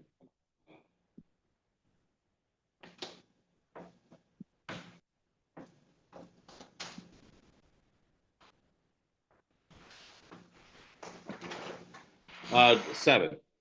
Yeah, no. Well, Not good. unfortunately, it gets its hands, the exocomp gets his hands on the ghoul, but it wrenches itself away. All right, and so the ghoul that is in front of Pando is going to get 2 hammer attacks. All right. Easier hacks with. Under the extras. That hits. Oh, do I get advantage on this too, right? Because it's flanked? It is not flanked. Okay. Well, 22 works. Is I'm down? He's attacking the other one, Oh, but that also would be trauma. For 8 points of damage. All right. And the second one. 18. Hits. ooh.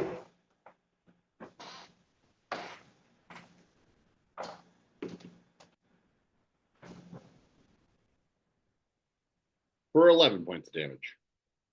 Nice. All right, that ghoul is mangled, but barely hanging on. That's the one God damn next it. to the, yeah, no. That's the one, yeah, just above Pada. I should have that.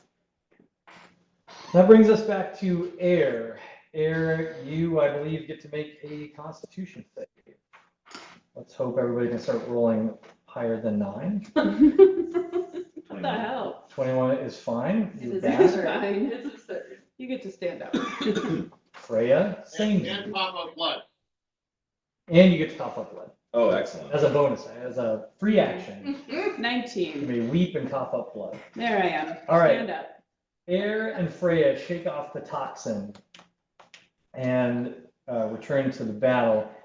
The remaining ghouls, this ghoul is going to attack Air. It no longer gets advantage, so that is a 13 to hit. Oh, thank God. Gonna miss. The ghoul that Potom just messed up is gonna attack Paralyzed Bear at advantage. That is going to be a 20 to hit. So it will automatically crit. Pando Bear is going to take 15 points of slashing damage and will remain paralyzed. And then the final ghoul left standing is going to attack Freya once again. No longer at advantage, but it is a 19 to hit. Oh my God. So that is going to be 7 points of slashing damage. And I need you to roll a Constitution save. Okay. No one's making death rolls though. No. No, several of you have come perilously close, but no one is. You are paralyzed. I rolled a 1 again. Really, Again, I think I rolled 3 ones. narratively, this makes a lot of sense. At the very end of your full night of rest, you were surprise ambushed by a horde of ghouls that Right. actually got to you before you even were able to climb out of your bedrolls. Right. So the idea that you all are responding sluggishly and getting kind of torn up by these guys Doesn't, is but Or that's what getting Freya hurt does. before we can even. That's move. what Freya does. So most of the time, she's losing her edge, she's not man. happy about it. Brown Bear, roll your Constitution save to become unbarrelized. Unparalyzed.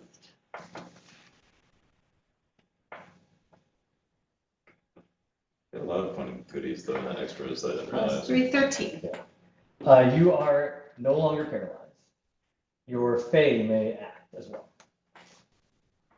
Okay. Then my face.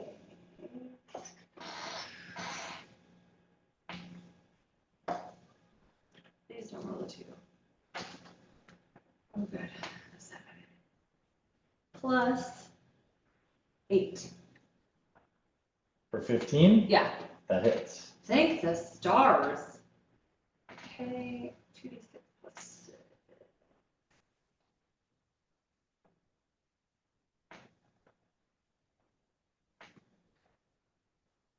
9. Okay, nice. All right, your Fae looks around and goes, I guess I should do something about this. And she clocks that Fae in the back. And then an Aboleth appears. I'm sorry, I was just messing around with it. No, you gotta fight it now. Sorry, good luck with that CR12 sentient spellcasting fish from the Underdark. Hope it goes well for you. I added it as a sidekick. You added a sidekick. I was trying to see if there's a workaround to get some of the tokens that you normally have to pay for. Yeah. to add Right. as sidekicks. Yeah. Yeah. I like it. That's pretty rad. Okay, so yeah, good job, Faye. Pod, you're up. All right. We will attack this school with our. Look, that's sweet. That is a Okay. that's an aggressive ping. That was a very aggressive ping. So we're gonna attack that ghoul with 2 hammer attacks. All right. So here goes the first one. Yep.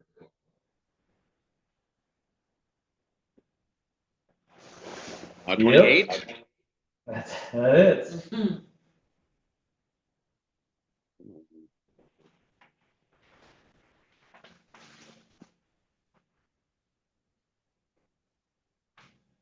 12.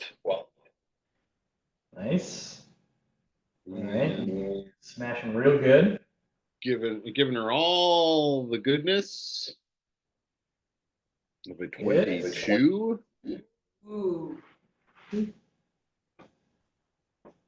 This has become my favorite tool. That Warhammer does work pretty darn good. That's a good one. 13 points damage. All right. You smash the only untouched ghoul repeatedly and bury it in the soft turf. And it is gone. And about- now Potom over his shoulder will yell at the exocomp. Will you smash that thing? So rend on the well, since we have this cool tool on that ghoul there. You got it.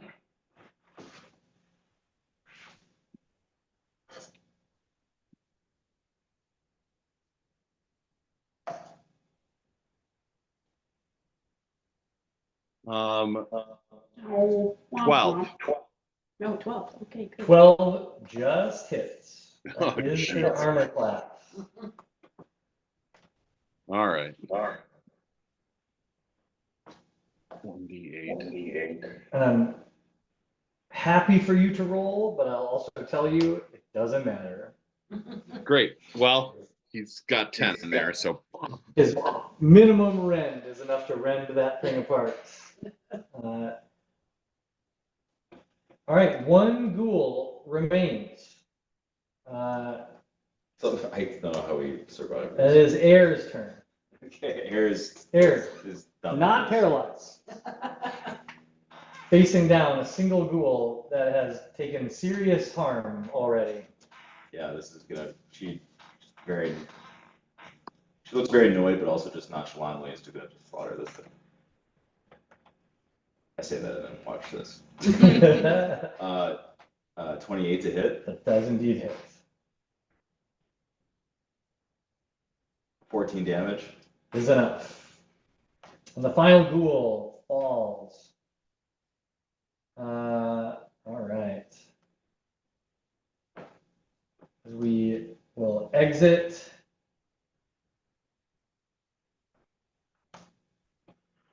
The map here, as combat ends. I gotta remember that experience count. All right, we'll come back to that. Good. As combat ends, you look around the now ruined campsite where you spent the night. Many of you are badly bloodied, a little haggard from the experience, and the smell of rotting flesh fills the area. and it's dawn. What would you like to do? Bottom would like to see if he can extract some of those ghoul fingers to see if he can get that toxin. Oh. Sure. Yeah, you can invest some time in that. I will say you can, for every hour you want to invest in this, you can make either a medicine or nature check to try to extract some of the goop from under their fingernails. We're gonna go with a nature check, and let's go with 2 hours. Okay, then make 2 nature checks for me. 2 hours? Can Air take a short rest while this happens? Yeah. So will. Everybody who's not giving ghouls a manicure can take a short rest. Pandas wants to heal herself with cure wounds and then take a short rest. You got it. Or do I need to hit dice? Short rest. I got a 14 and a 7. Okay. The 14 will be successful, so you can add to your inventory. I don't know if it's, well, let me see. Let me just see if there is a standard poison.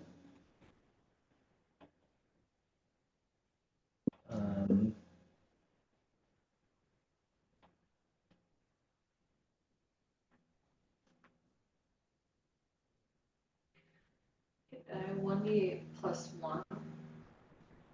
Is that how many points we get back when we short rest? That's how much you do, yeah. Per die.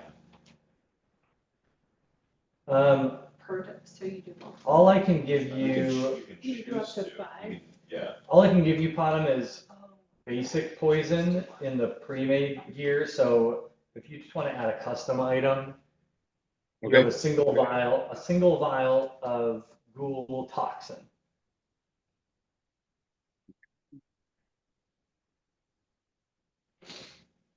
All right, great. I will also take healing potion.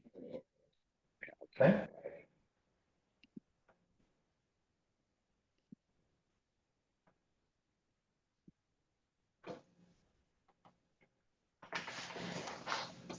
And then once everybody's done with your short rest math, and if you need help with that, let me know. But you will find yourself, it's now early morning, and you're sitting around this campsite. You, I would guess, have some things to talk about. Yes. My Fae is gonna stay out. How long does she last? I think she lasts an hour. Let me double check that. Well, if she lasts an hour, then she's gone by the time your long rest is done. Oh, you're right. She does an hour, so she's gone. I'm out of bear form. You can only thank God. She's just like, oh, shut up. That's so annoying. Hand me in a tight spot. Real annoying. So Pando is going to tell everyone about her vision and make sure that she lets everyone, well, I'll just say, so I had this vision right before all this happened. I saw the ghouls, and Upita knows who we are and where we are. So I know that we are southbound, but I think it's really no longer a choice.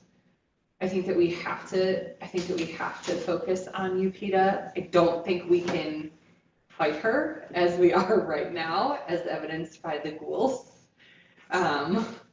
So I don't know if we want to consider like finding more people to help us. If we think we could be convincing to like our hedge witch, maybe some of the people back at the university, but she knows who we are. She knows where we are. She's going to probably keep sending people toward us. And I do think that her threat now is more of a priority than the technology stuff we were heading south for. I don't know if we still should head south, gather that information, and try to head north to Upita. But she will probably keep coming for us, is my understanding from what I just saw. You don't think that she's just coming for us because we're in the middle of her wound? Nope, I think that she knows who we are. She has one of my feathers, so I think that means that she has some kind of a connection to being able to track us. And she knows that we're familiar. I don't know if she's put together that we released her and fought her once, but we are familiar to her. And there was a connection starting to happen. What if you are not attuned anymore to? I don't think that matters at all. Everything about my vision tells me that she is locked on and now has a way to come at us whenever she wants to. And we're 2 days away from the monoliths? Yep. And I also agree we aren't like capable right now here today to fight her. So We're one think day if from the she's monoliths. coming after us, we might as well just go to the monoliths. I'm fine doing that, especially if we can get some kind of help, but I would like us to consider changing trajectory and focusing on Upita. It's not just a world ending, it's a world ending and she's gonna actively come for us. Air doesn't have any, I don't think Air has any personal motivations in this. I think even if you walked away from us, she would know who you are and come for you. Well, you know what, us elves have to stay together.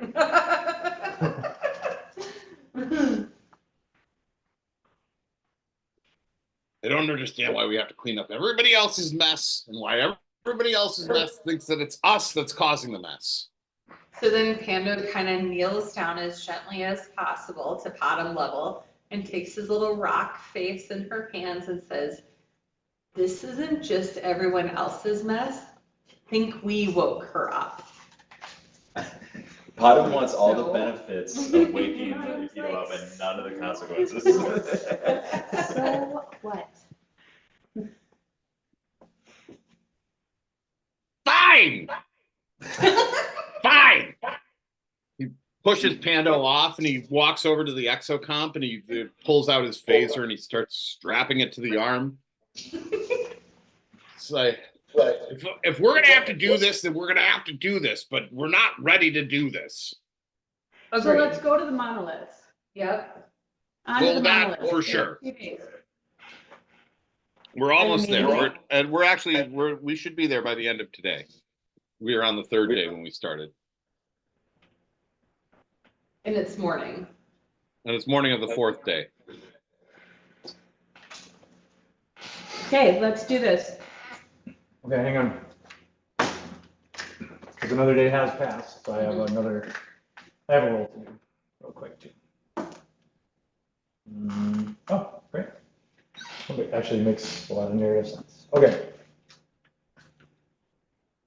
So I need a survival roll, a perception roll, and a luck roll. I'll take the luck roll. Okay? I'll do the perception. Sounds good. And what was the last one? We got all We three. got all three. Okay. I only have a Good 5 news, for I have survival nothing this time, dudes. A 5 for survival. A 19 for luck. Oh, that's good news. And for a me. 19 for perception. Very good. Okay. We will perceive our danger and not survive it. We should. So today's travel, is an example of you being better off lucky than good, because early on in your journey, you are now in a part of the wound you do not recognize, headed towards an area that you have somewhat explored once you leave the wound. But Freya gets hopelessly lost in this area. The jungle becomes very thick. It's the kind of terrain that you're not super familiar with, and you frequently get the party turned around. However, midway through your journey, Air stumbles upon a dried riverbed Okay. that seems to vaguely be heading in the direction that you want to go, and convinces the rest of the group to stick with it, at least for a while, even though Freya feels like that's not the right direction. Oh.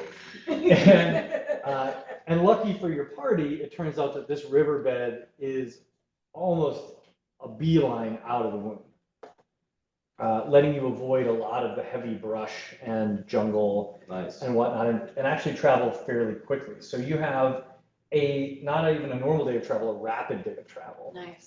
here, and actually make up a little bit of time. So whereas you would have normally spent the entire day and into the night trying to get to Teshiar and the monoliths, you actually end up arriving on the outskirts of the area at the right around the time the sun is setting. Yeah. And other than that, it is uneventful. So you exit the wound by late afternoon, and now you're into the jungles to the east of Nantong. You may recall the Keenkosh River runs from the borders of Nantong eastward into the mainland, and Teshiar lies at the source of the river. You don't quite get to Teshiar before arriving at the field, at the monolith field. And as you arrive there, you can see from a distance the gentle glow of some of these, what you now know are souls cut adrift.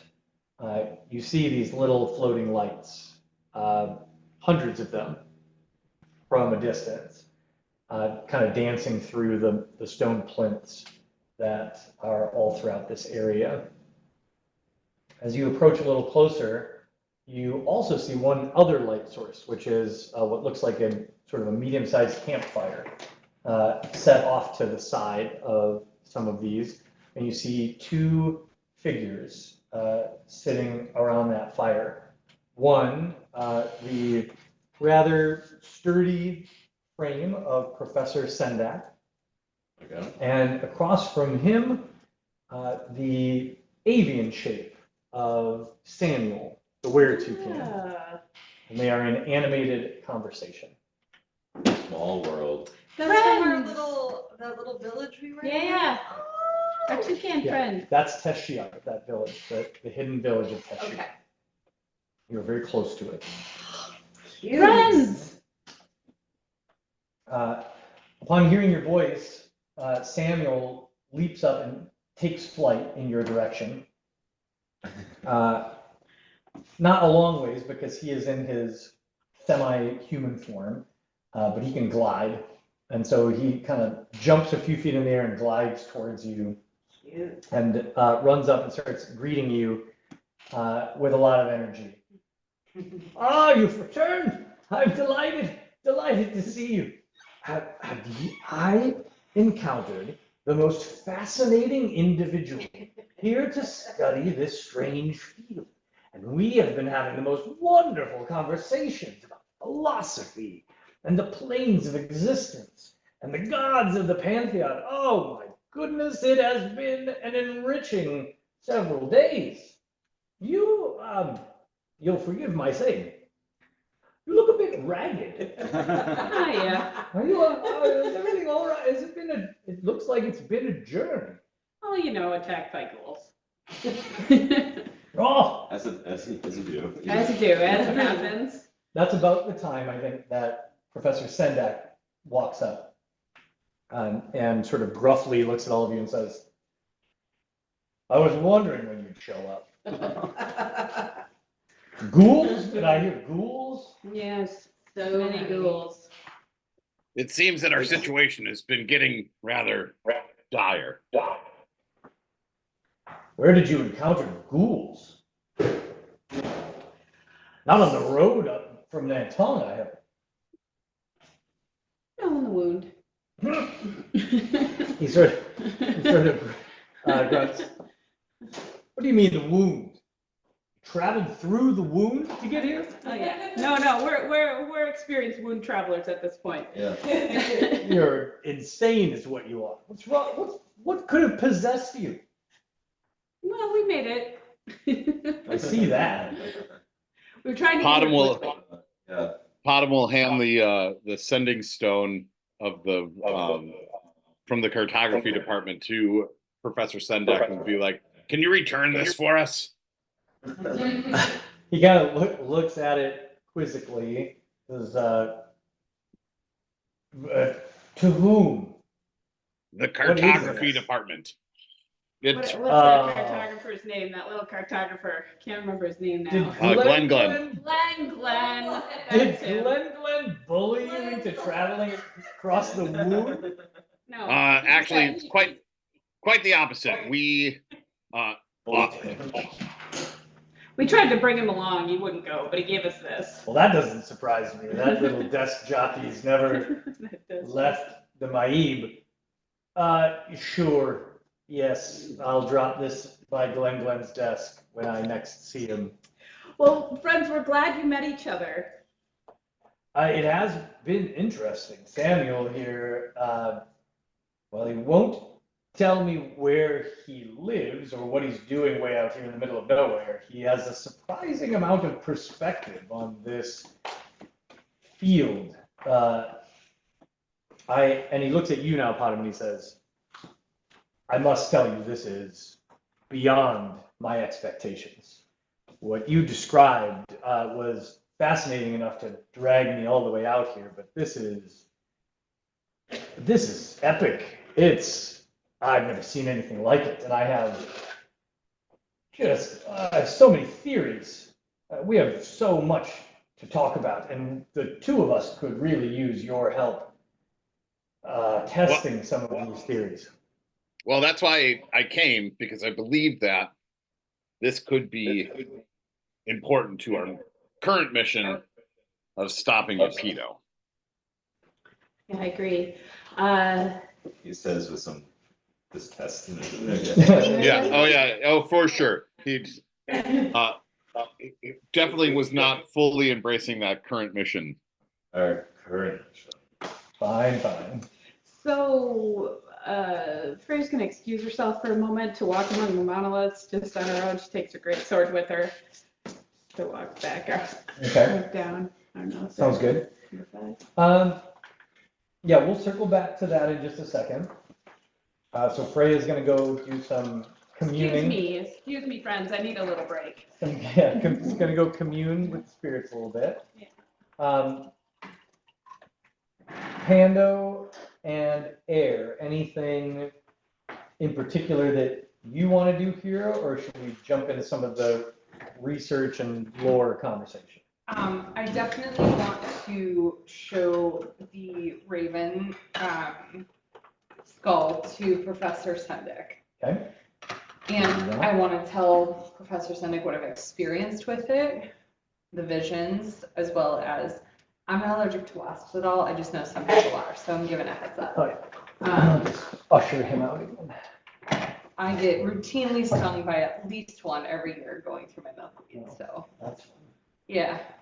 So I know I'm not allergic. I can't reach him, but I'll just open the window so you can read what he's writing. So yes, I tell Professor Sendek and I ask for as much information as possible. All right, I'm gonna roll a religion check for him, or I guess, yeah, I'm gonna say religion. That's not very good. All right. Not my department. Yeah, so he takes a look at it. I don't know. He takes a look at it, and I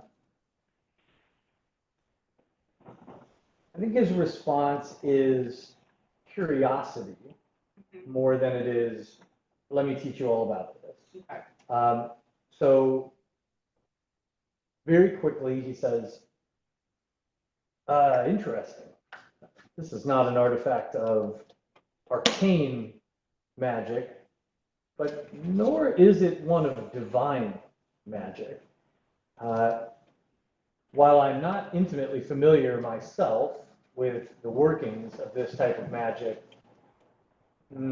those in my sphere of research have identified what we think of as almost a third category of magical energies, or perhaps it's better described as a third way of organizing, a third organizing principle of magical energies.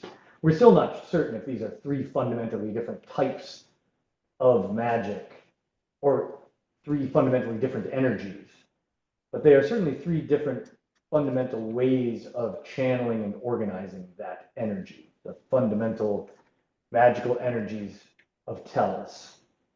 This seems to be closely aligned with something that I have heard described as the wild, which is a form of magical energy that seems to pervade the very soil of Tellus, the ecosystems, the flora and fauna. Well, it's the magic into which druids tap to draw their powers, so I imagine you are familiar. There is great debate among my colleagues about whether the wild is similar to the pantheon, connected to sentient beings that support it. Is there truly an Earth Mother that, or is Tellus alive and conscious, channeling these magics? We don't have any evidence to support that, but if it works like the pantheon, then perhaps. Or is it more like arcane magic that doesn't seem to have a conscious, sentient, organizing persona, but rather is just a set of rules that we are discovering about the universe, sound scientific principles? Or is it some third thing? It seems to have properties of both. I wish I could tell you more. But the reality is, without a great deal of testing, you could probably tell me a great deal about this artifact, and I would be of very little help. If you have specific questions, I'm certainly willing to attempt a theory or two based on what I know of other magic. I have two specific questions. My first question is, Hypothesis. do you have any idea as to whether or not the visions that I might be privy to are happening currently, past, future, in any way I might be able to discern if it's a mix of all of those? That's my first question. And my second question is, do you have any recommendations based on your knowledge of, you know, those two types of magic and maybe like the third that's out there, on how I could potentially protect my mind when I am using this particular, because just for clarification, like I went back and looked at my notes, I don't have a connection to Upita when I am in the form of a raven for like 15 minutes flying around. It's only in my dream visions is where it seems to be. She hasn't popped up. Correct. Okay. Yes. When you So turn more into like the my physical subconscious. raven when you wild shape into the raven, Yeah. you've never felt any connection like that. You have felt like a raven with really good senses, but that's And better. a craving for bugs. Yeah, you want to eat lots of yummy bugs, spectral bugs. So those are my two questions. So I'm going to assume, based on your first question, that you have sort of downloaded everything to Sendek, that you've told him you're having dreams, you've described to him what's happening in the dreams. Literally everything. Given him everything everything. to tell. Okay. So first, he's shook by that. He's a little freaked out by what those dreams have revealed in terms of how intelligent and powerful Upito seems to be, and he's particularly shook by the idea that she is speaking to a skull lord, because he's heard of skull lords, and they freak him the F out. Pano turns to Potom and is like, see, it's really bad. Yes, I will second that. It's really bad. If you are having visions in which Eupedo is speaking to a skull lord, if any fragment of a skull lord still exists and is on this continent, much less in the same geographic area where I'm living, I'm strongly considering relocating to the dwarven kingdoms across the ocean. That's really bad. So kind of thanks for telling me, and kind of thanks for giving me what will now be regular nightmares and significant anxiety. I'm deeply disturbed by this news. Now, to attempt to answer your first question.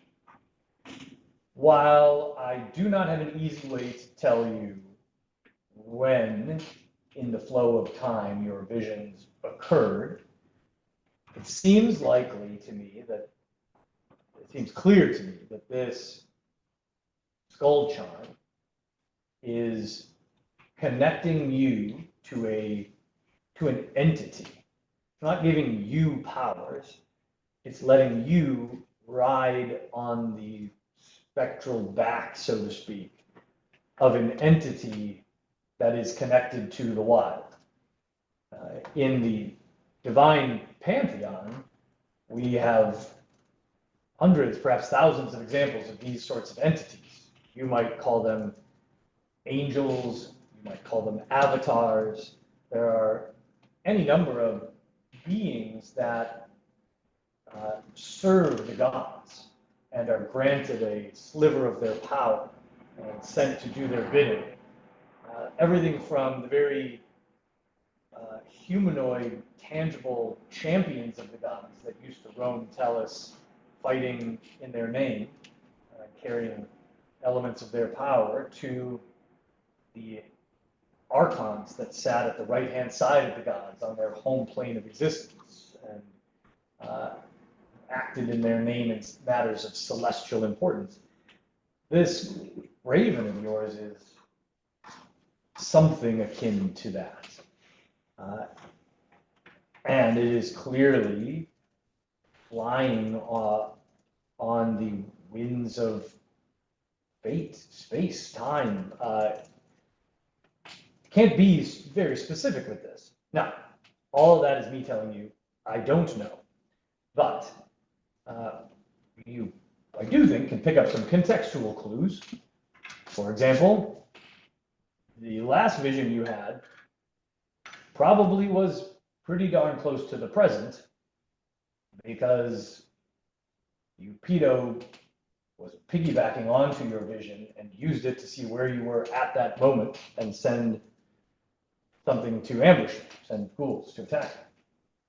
Perhaps you were even Sherlock Holmes over here. Yeah, but what I will tell you is, in visions like this, time's a mushy soup. It's very hard to say. What is very likely is that when you are speaking to Eupedo, that regardless of what is happening in the vision around you, that conversation is likely happening in real time. Because, or I am fascinated. If I'm wrong, I'm really fascinated, because you would then be communicating across time. And I'm having to imagine what that would do to the current timeline. If you were having a real-time conversation with past Eupedo or future Eupedo, that's just really messing with my head. Anyway, second question was, can you protect your mind? And the answer there is yes, to an extent. The easiest way to protect your mind is the most obvious. Stop using the Raven Skull charm. It is extremely dangerous, particularly now that Eupedo has attached to it in some way. Seems clear to me she is not connected to you, but rather to the charm itself. She has a feather from the raven, and so she is going to be more and more able to reach into those visions, follow the raven wherever it's going. But if you are not connected to the charm, that means you are not riding the raven, and it's not following you or doing what you bid it to do. But that, of course, means sacrificing any benefit of intelligence or knowledge that you could have gained. Alternatively, if you choose the riskier path and you wish to continue engaging in this way, continue having these dreams and visions, there are some meditations, trainings of the mind, exercises that I could walk you through that we practitioners of magic often embrace to help you strengthen your mental fortitude, or give you greater control over the visions themselves. It takes some time, require an investment of time and energy on your part, but it may help in a small way. There's no guarantee. You know, it also, it makes me wonder that up to this point, it seems like you've established contact with Yupido, but you haven't ever really actually spoken to her. It's always been one direction, it seems.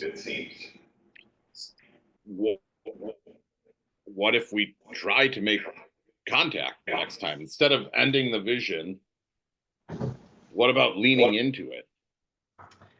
I tried once. Let me go back up to it. From what you told me, it seems like you haven't yet grasped fully how to exert your agency in the visions. Correct. And that's something that we could practice. So I'll tell you here mechanically how we'll do this. If you want to do some training with Sendak, you would choose to focus on one of a couple things.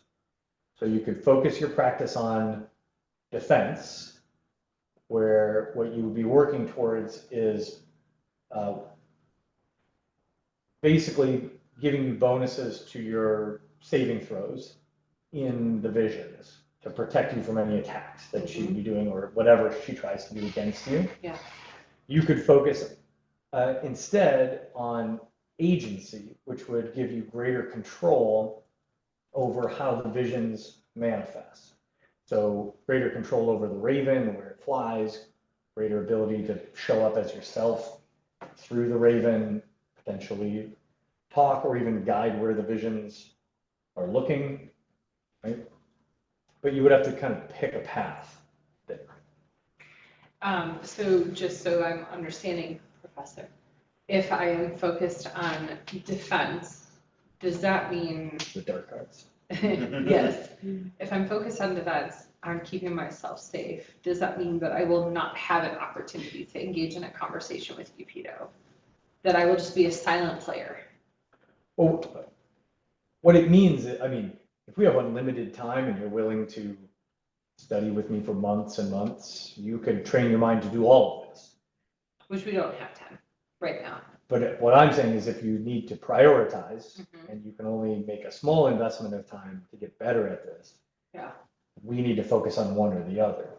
If you have time to focus on both, you can do both. But you either are going to practice things that will help you shield your mind and keep you safe, or you're going to practice things that will help you lean in and put more of yourself into the visions, which is the opposite of safe. But maybe you'd be able to locate her. Yes. Reverse hack. Right. My thought is not to like. Or not disrupt try a to- concentration spell when we are I fighting. mean, we have to at some point start to have some foothold in knowing where she is and knowing what to do. We know where she is. I mean, she was flying toward the mountains. We made a choice not to go in that direction. So we know that that's where she is. I mean, multiple things pointed us in that direction. We don't know if she'll stay there for how long, but we do know that that's where she was. So we actively chose not to go that way. Okay, I'll think about it.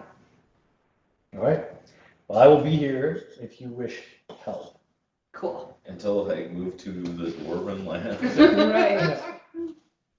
Right. Okay, so I think the other big thing that's going on here is Sendak and Samuel have been, I wouldn't say experimenting, like Sendak has done some basic experiments here. Samuel's not a scientist, he's a philosopher. But they've been talking a lot about their theories about what this place is, where it comes from, what its purpose is, that sort of thing. And Padma, I think they very eagerly present their theories to you, to all of you, but particularly to Padma. And then I'm going to let you decide, Padma, if you want to investigate those theories in some way along with them to try to prove or disprove some of their assumptions, or if you want to sort of propose a different line of thinking, if you've got theories that you want to look into or experiments that you want to conduct. Or alternatively, you could, if you could have other plans that I haven't considered, right, the things that you came here to do, perhaps. But the theories that they put to you based on their conversations, first, they believe that the monoliths in some way are attracting the attention of souls in purgatory. So this is based on conversations you already had with Sendak, combined with the observations that Samuel has done for a long time. So their theory is that all these little floating lights are souls that are currently residing in purgatory.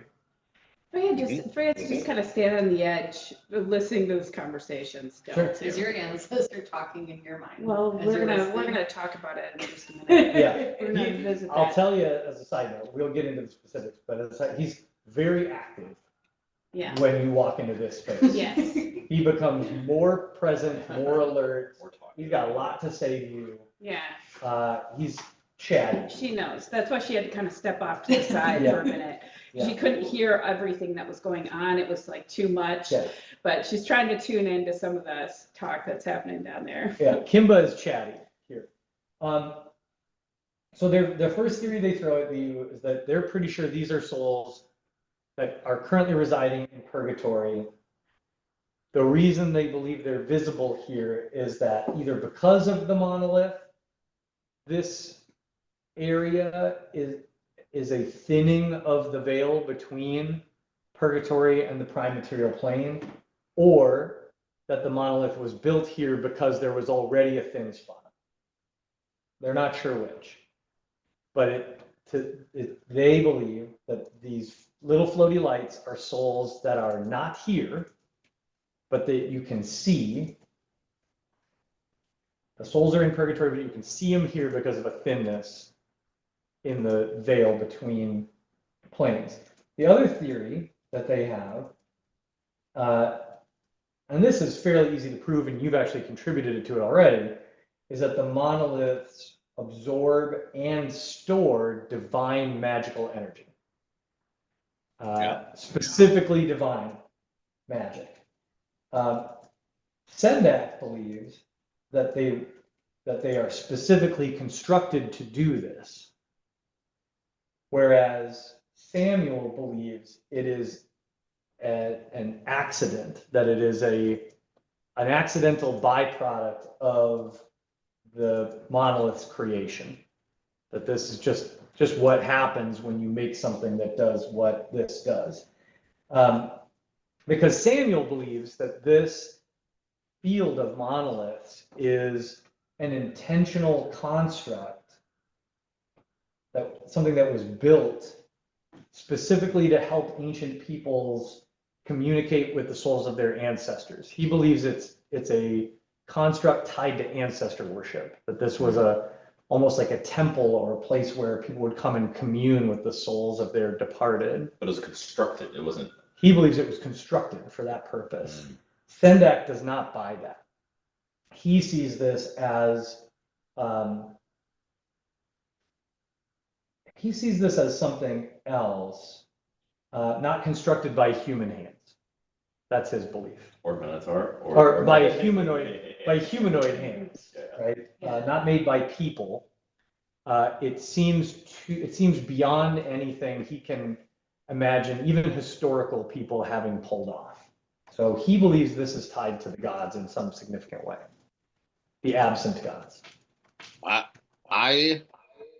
feel that it is. I also feel that it is more natural than it is built, just by the look of it. But as a byproduct of that, I also believe that these could possibly be souls. I think that what my friend Freya here is experiencing, being that it started here and she is speaking to her ancestor, I think that there is reasonable suspicion that both of these could be somewhat true. Something that we, I guess, haven't tried, and I would be willing to offer my expertise in it. What if we power it on? With your battery? By taking the exocomp's power source and applying it to the field of monoliths, it could be potentially dangerous, being that we now have to take responsibility for our actions, apparently. So Freya just comes out of the night and she's like, look, I will tell you the potential, and I'm willing to try anything, but the potential for something to attach, because I know something attached to me when we were here. Whether it really is Asmund Kimba or not, I believe maybe it is Asmund Kimba, but who knows what Purgatory has done to him. He has not stopped talking my ear off since the second we walked into the city, okay? Like, he is very excited to be back here. Whatever is happening, it's very thin. It exists the potential for many souls to attach to us. That's real. All I did is stand here and it jumped in my sword, okay? And now in my brain. Yeah. You're like, sure, why not? Let's see what happens. Yeah, I'm just saying, I'll do it. Hannah takes like 10 steps back. She's like, I got enough in my head. So Sendak is excited about this idea, but skeptical, because he believes that these monoliths are objects of divine magic, and questions whether your batteries are powered by divine magic. Because in fact, what you all discussed back in his lab was that your batteries, he believes, are powered by the essentially ADHD bored energy of souls from Purgatory that you've invited to cross the veil and mess around and like contribute their energy.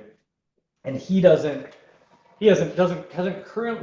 never measured that energy and labeled it divine or arcane or whatever. And so he's like, he said, you should certainly try. It's a great idea, but I don't know that plugging your battery into one of these is going to necessarily, quote unquote, power it up. I think what the output from your battery is very clearly arcane magical energy. Whether the actual source of it at the start is divine or not is still open to question. Something about your cage, something about your design is converting the energy of souls into arcane power. So in my arcane opinion, what you're suggesting would be the equivalent of a wizard casting a series of spells into one of these things. Whereas I guess I'm not thinking of just one. I'm thinking of the entire monolith field. I believe it works as a whole. Oh, I agree. They're all connected. And in fact, we've been digging around. Samuel had never done this before, but one of our greatest discoveries is that this is not 127 distinct stone monoliths. They are all, this is one big stone object. Like the panda tree. What if this? thing. What if this whole object is the cage? And that it's the same way that my battery works, that this is essentially a large battery. Yeah, well, no, I don't buy it. Okay. And here's why. The arrangement of these stones, even if we picture it to be one large physical object, and we don't have a good map of how they're connected underneath the surface of the soil here. We've just done enough checking and digging around here to satisfy me that they are connected in some way. They're not shaped anything like the cage. What they look like is it's like a forest, at least from this angle. Now, the map that you drew, you told me from an eagle eye view, looks like something you saw when you gazed through an early portal inside one of your batteries. Yes. So something in Purgatory, I believe, is represented here. Somebody recreated that image. It doesn't look anything like your cage. These souls are not trapped, nor is their power being harnessed. They're just attracted to this space. But I mean, if I'm attracting them into the battery's cores, the precious stones that I use, Yeah. and they're attracted here, couldn't we just construct a large battery here? Well, if it's to scale, you're talking about building something the size of the Emperor's palace in the capital. And it could run unsurmountable amount of objects. Yes. We could power an entire town, multiple towns.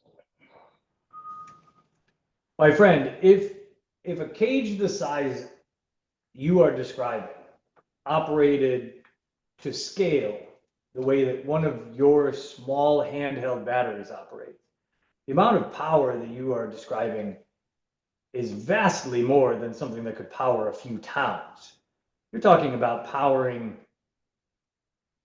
all the magical equipment in the entire Elden Empire. Yes. You're talking about the kind of power. Yes, you're talking about global investiture of power. But you're also talking about literal tons of platinum and other, so this is all very fun to whiteboard, but we're really dreaming here. Yes. Okay. And you need to recruit cloud giants to help you build it. Ooh. Could be fun. There's always opportunities for profit. And he did want to turn this into Business Simulator. Okay, well, so back to the brass tacks. Let's just experiment with what we have here now. Okay, so what theory do you want to focus on? What feels important to you? Let's go with Sendek's theory.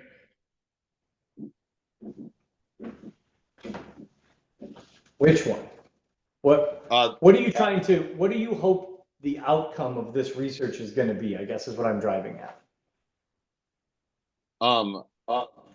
Well, there was Samuel's theory that it is that that each of those are little souls in purgatory, and then there's Sendek's theory that it's divine magic, right? Right. Yep. So let's go with the divine magic, Sendek's divine magic theory. Okay. So there are, I think, there's probably a good day's worth of experiments you could run here to test this. Or you could take a more extreme approach and just plug the Exocomp's battery into one of these monoliths. Oh, well, I definitely want to do that. Okay. You do. Okay, good, fantastic. Potentially use this against Yukido. That's what I am hoping. Who are you asking? That's what Alex's, no, that's what Potam's. Sunday, Potom, people doing their theories. I'm just taking 10 steps back because I don't want a soul to stick to me. Ew. I'm like, can we use this for Yukido maybe? I think that ultimately either we find our backup here, or if we don't, we have to go to Samuel's village and see if we can recruit some help. Mm-hmm. And I would much rather not task Tal Shiar with any more hardship if I don't have to. And Freya suddenly turns around and is like, shut up! Shh, just, Panda happens to be just like in her line of sight and she's like, There's definitely an awkward moment. I'm sorry. Okay. You and Sendak spend time rigging up the cabling and buffering system that you feel you need to connect the steel defender to one of the largest of the stone monoliths near the center. While that's No. happening, I need you just to stand here. Stop moving. yeah, he's a little shifty in here, to be honest. The Exocomp wanders from time to time in this space. Interesting. Right? He's gonna turn on a pot and be like, no. Sorry, Father. While you're working on that, Freya, Asmund Kimba has been growing chattier and chattier in your mind. And at first, when you get close to this space, he is talking to you. He's talking to you about how you're going the wrong way, and your destiny lies in the north, and that your true battle awaits. And though he knows you're too brave to be fleeing, that sometimes you need to be less strategic and more decisive and start moving towards the homeland. But once you step into... Just mansplaining. Yeah. Now listen, here's how you hold a sword. He's trying to bring the paternal thing to, Be a like, whole look, lot- you gotta listen to You'd be your a whole lot more noble if you'd smile every once in a while. As you step into the field of monolith, he's still talking to you some of the time, but you now suddenly start overhearing other conversations with much more clarity. He's talking to a bunch of people, and what it almost sounds like is if you had a very like gregarious grandpa wired up when he goes to the VFW on like a Sunday afternoon. After a second beer. Yeah, definitely. He's been like eating peanuts and had 2 PBRs at the VFW bar before he went into the bingo hall, or where all the pull tabs are. Right. And it's a crowded Sunday afternoon. Like there's a lot of people here. And he doesn't know all of them, but he knows enough of them to be like shouting out to say hey to this guy, or stopping by and putting his arm around another guy and talking to him for a little bit. They're trading war stories, literally. The image is Um, hilarious. That's what, it sounds like that's what you're listening to once you get here. He's calling out people's names, he's talking to them. It's obnoxious and not particularly informative, but it does paint an interesting picture in your mind that it's clear to you that there is something proximity based about, like, Kimba is here and all these souls are here, and you start to think, oh, he's talking to these souls. And he's physically close to a bunch of other untethered souls, and he's talking to them. There's people here that he knows. And Freya's in a crowded bar in her Yes, head. So that's every right. time she comes to someone, she's like, hey, can we go up? I can't even. Hey! And they're like, shh, shh. Freya. Absolutely. There's a lot of extra noise in your head. I have a question. Yeah. In this world, in this universe, would the word purgatory have a Resonance? would the word have a closer resemblance to how we use the word purgatory, or would it be closer to like, this is an understood plane of existence that is acknowledged and somewhere you could even get to, that you very much so, or that you're. That would depend a lot on your level of education. Okay. So you happen to be sitting in this place with as close to an expert as the kingdom, at least the Minotaur vassal kingdom, has. So that's Sendak. Yeah. To Sendak, purgatory is an established, measurable plane of existence, or rather maybe a state of existence, right? Purgatory is the place where souls go when they have not been invited into the presence of a deity, or have not been cast into the nine hells, right? So it is meant to be, when things worked the way they used to, when what he studies, right? When the divine pantheon existed, when the world operated the way it did pre-quickening or pre-cataclysm, purgatory was a transitional space. It was where your soul wandered after death until it was called to where it was going. But yeah, he sees it as a place. And if you were capable of transplanar travel, you could go there. It's a place you could visit. This is what he believes Potom has done with his batteries, is poked a hole, opened a portal basically, or a number of portals. Potom's learned how to open a portal to that plane of existence, but not a portal big enough for a person to step through, or not a portal designed for a person to step through, but that souls are slipping through, or parts of souls perhaps, that they're able to extend influence through. He's passing a PBR from the purgatory bar. Yeah. So if they're able to slip through, are they able to slip back? So again, the theory that Sendak and Potom came up with back in his lab was that Potom's batteries make this voluntary, that the souls still have Purely voluntary. agency. So Okay. what I want you to imagine, the way Sendak describes it, right? So you're throwing questions at him and he Yeah. loves this, like, right? It's like he's in a lecture. Pulls out a chalkboard. Where'd you get this Yeah. chalkboard? Yeah, wait. Oh, I always carry a chalkboard. So imagine, if you will,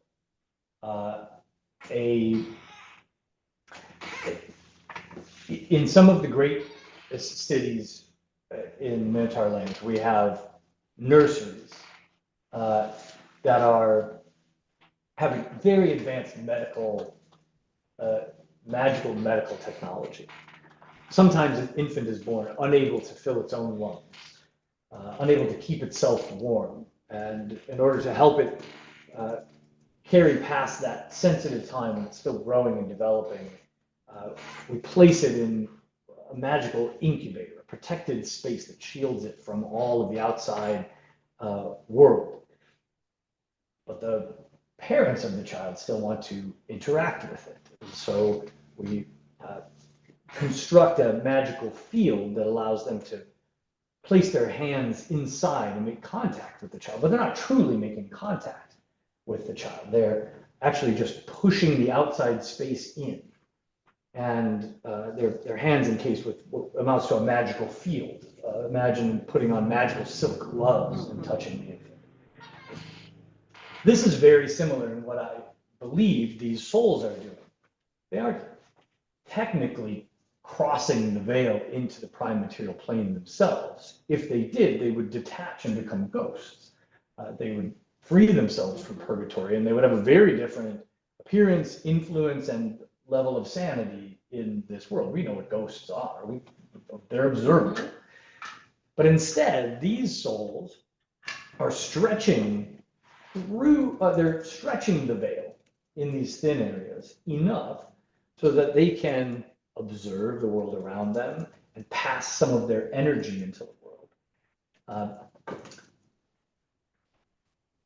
The difference between Potam's battery and what he has described to me, that this, what did you call it? The supply chain of meanness, the bad actors. What they have done is remove the agency of the souls. They've allowed them to stretch into the world, and then they've chopped them off at the arm, so to speak, to use the other metaphor we were using before, and they've entrapped the part of the soul that has come through in a gemstone, forcing them into an insane rage, basically, like the never-ending spasms of a dying fish that you throw on land as it flops around. Yes, I pedal in undying fish energy. No, not you. That's what the gemstone does. Yours is akin to them reaching through the incubator. So like way back when we fought that guy who had everyone enslaved in like the purple goo. Teshira, yeah. He is an example of forcing, like entrapping Undying the fish souls. energy. Yeah. Undying fish energy. Right. Fish flopping. We're Fish fighting the flopping. fishmongers. Fish flopping. They're all fishmongers. So the very simple version of this is Potom creates little spaces that souls in purgatory want to be in, but they're kind of like, to them, it's kind of like they're poking their head in and looking around, Right. and they can leave anytime they want. But it's so interesting. The prime material plane is so interesting to them that they pour as much of themselves into that space as they can, because purgatory is boring as hell. Yeah, purgatory is purgatory. Yeah, there's nothing. It's a featureless plane that Right. they're trapped in for eternity. And so there's some light and energy and color and stuff going on here, and they can affect things again. They have some agency, and they can't resist it. So they pour themselves into that space, but Potam's batteries are built to stay open. So they can leave whenever they want. Other souls can push their way in, right? The other version of this invites souls in and then slams the door shut on them, trapping a chunk of them and their energy here, which drives them immediately insane, which creates a lot of energy, but is deeply unethical. Right? Because you're basically chopping a soul in half and torturing it. Yeah. Cool. To get Yeah. electricity. That's not cool. The cool that I The power found. your Yeah, the power of your refrigerator. So where did we leave off? There's a lot of exposition about Souls. magic. She's got a Technology. whole like towny bar in her. Oh, yes. Yeah, towny bar in my head. Mhm. So I have a quick question just about this. I have a quick question. Okay. I'm wondering, with Asmund Kimba, do you think, it seemed like he attached to my sword. Is my sword some kind of like vehicle then for, that I can carry him around with, or is he just stuck to me, or what do you think? So Sendak's theory about this is that the bond between you and Kimba And by the way, he has no way to test whether this is real or not. Yeah. He's like, if what you are describing is correct, and it seems to align with some of the other observations we've made, this bond that you've created is unique to you. Mm-hmm. We have historical records and myths that suggest that the tie of ancestral blood can be a powerful facilitator for connecting with departed souls. And particularly if the soul in question has retained a great deal of its personality, if it was strong-willed in life, and hasn't diminished too much on the other side, you wouldn't be the first person to make an ancestral bond with a departed soul. They take any number of forms. The fact that you were here when it happened probably made it easier because, again, there's a thinness in the veil here. But to be honest, because we don't know what these monoliths are, what they do, I can't speak for certain whether the monoliths were what did it or whether there are other places on Tellus that have thin veils where you might have had the same experience. But I will tell you, if you've traveled around and this guy keeps talking to you, then yeah, he's in your soul. Otherwise, his voice would have faded the moment you left this area. So, well, that also makes sense because I think You don't when have to. Bottom and I were, I can't We're think. right here. I can't think. It's very loud right now. It's very, very loud. I'm sorry. Let me know if you can't hear me.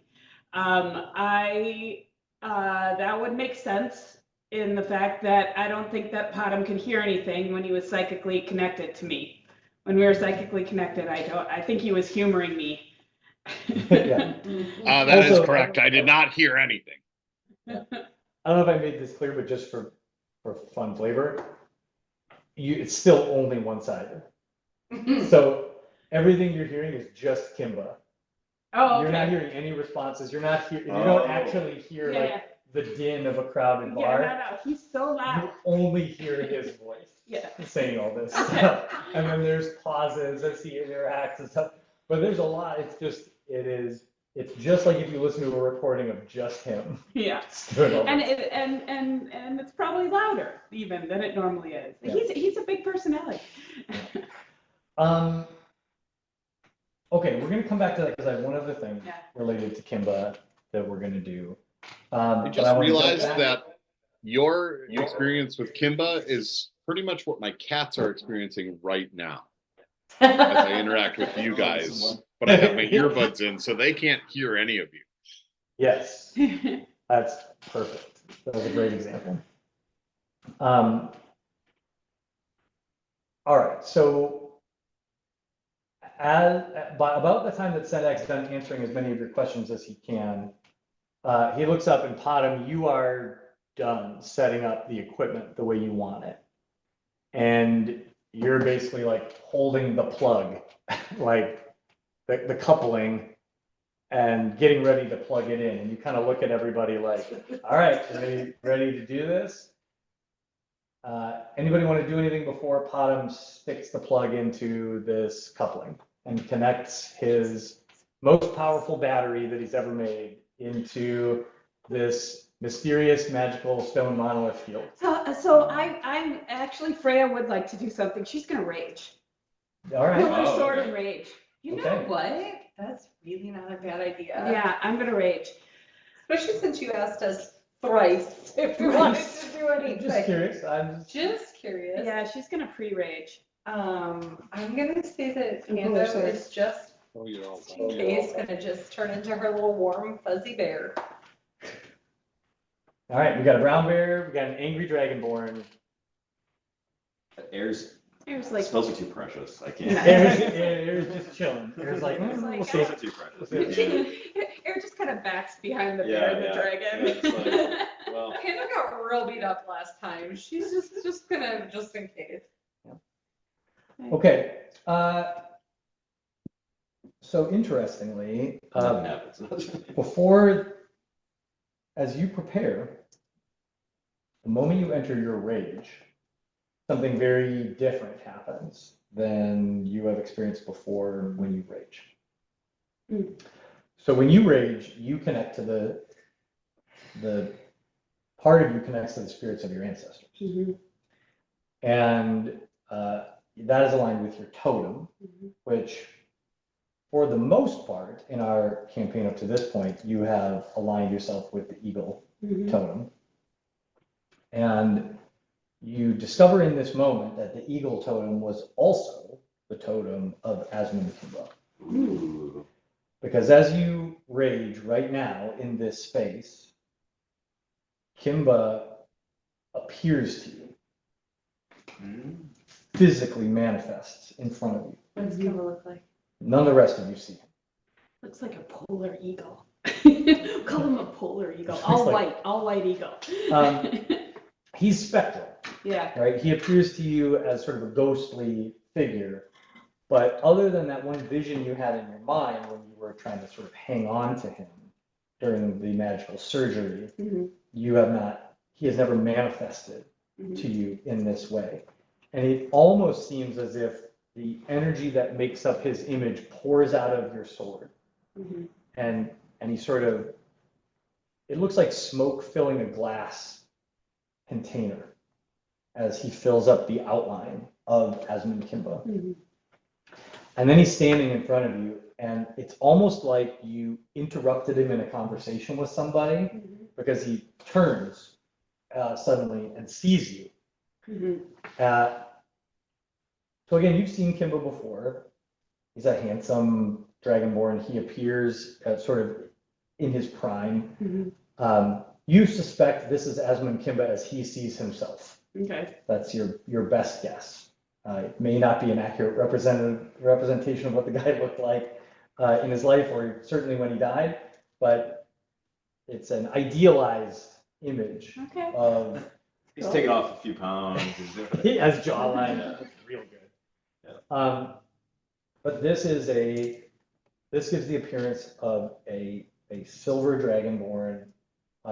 He actually has small wings, which they are very uncommon among your tribe at this point, but in historical records seem to have been more common in the past. Your tribe has become more and more humanoid over time and less dragon. And he's a good 8 inches taller than you, which is not something you're accustomed to. Yeah. Because among your people, you are Formidable. Formidable. Yeah. You're not weirdly taller than everybody, but you're not a small dragonborn. And I was well fed as a child. you were well fed. Good nutrition and plenty of exercise. He turns and he looks over his shoulder and he looks right at you. And he seems fairly lucid in this moment as he says, Freya Dissa. Yes, ancestor. This place, it is familiar to me. Is this where we met? It is. And it's where we shall first do battle together. Is there an enemy nearby to fight? There might be. We're on alert. I stand ready, but we would be stronger surrounded by allies. Let me call for my honor guard.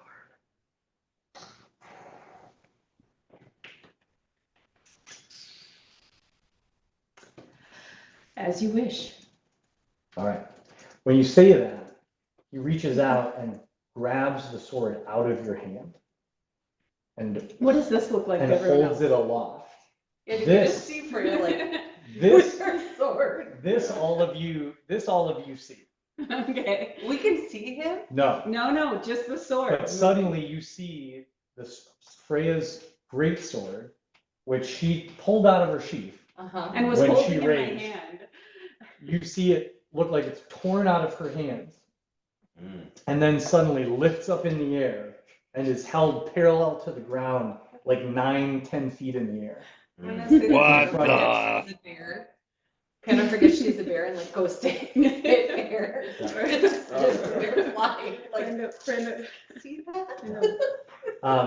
And you don't hear anything, but Freya, you hear Kimba cry at the top of his lungs, "To me, Talon!"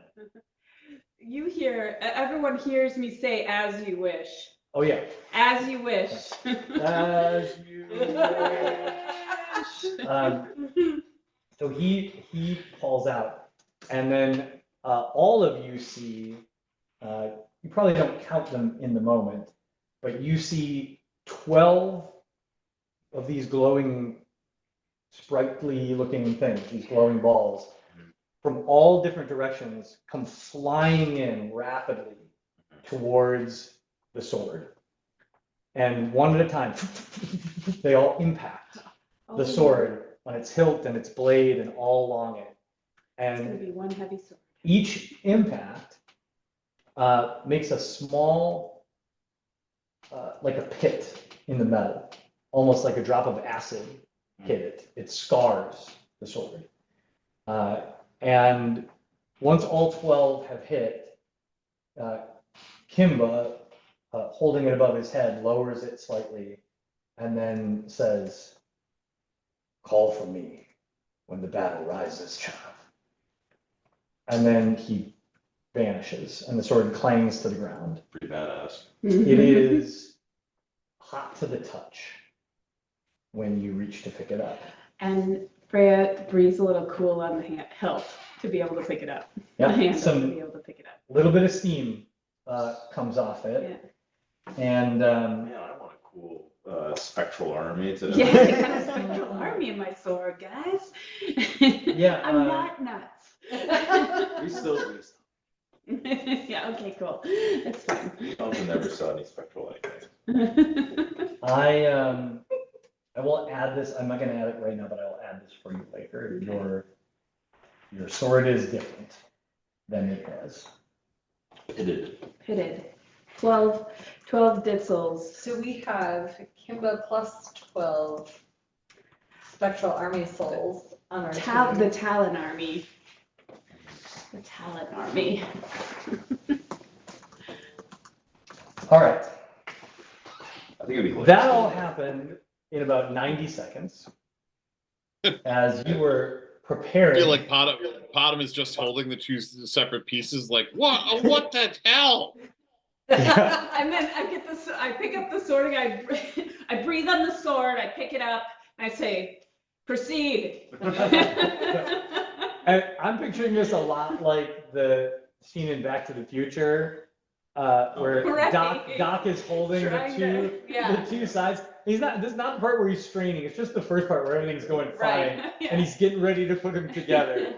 Like Pottom's just standing there holding the two, like, okay, what are we doing? What's happening right now?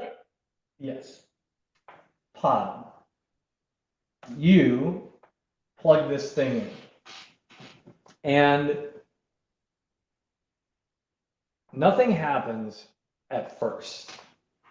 There's not, what you expected was like a rush of energy from the Steel Defender into the monolith. There's what you would expect to happen anytime you plug this thing into any magical device. Right? The flow of current is one directional. That's not what happens. Instead, there's sort of a long, quiet pause. And then there's actually a pulse in the other direction. You see a pulse from the monolith into the battery of the Steel Defender. And the Steel Defender's battery flickers with energy in its core. And then a pulse goes in the other direction. And then there's another long pause. And then there's 3 rapid exchanges of pulses back and forth. And then another pause. And then suddenly the pulses are flying back and forth at a maddening cadence. The cabling that you have is flickering with magical energy back and forth and back and forth and back and forth and back and forth. Multiple pulses to the Steel Defender, a pulse back, multiple pulses, 2 pulses back. And then your Steel Defender's eyes glow brightly. And the pulsing back and forth between the Steel Defender and the monolith start to slow down. And then there's another long pause. And the Steel Defender's hands reach out and unplug itself. Steel Defender, who the hell are you now? Right. Okay, well, so I guess that experiment is over. So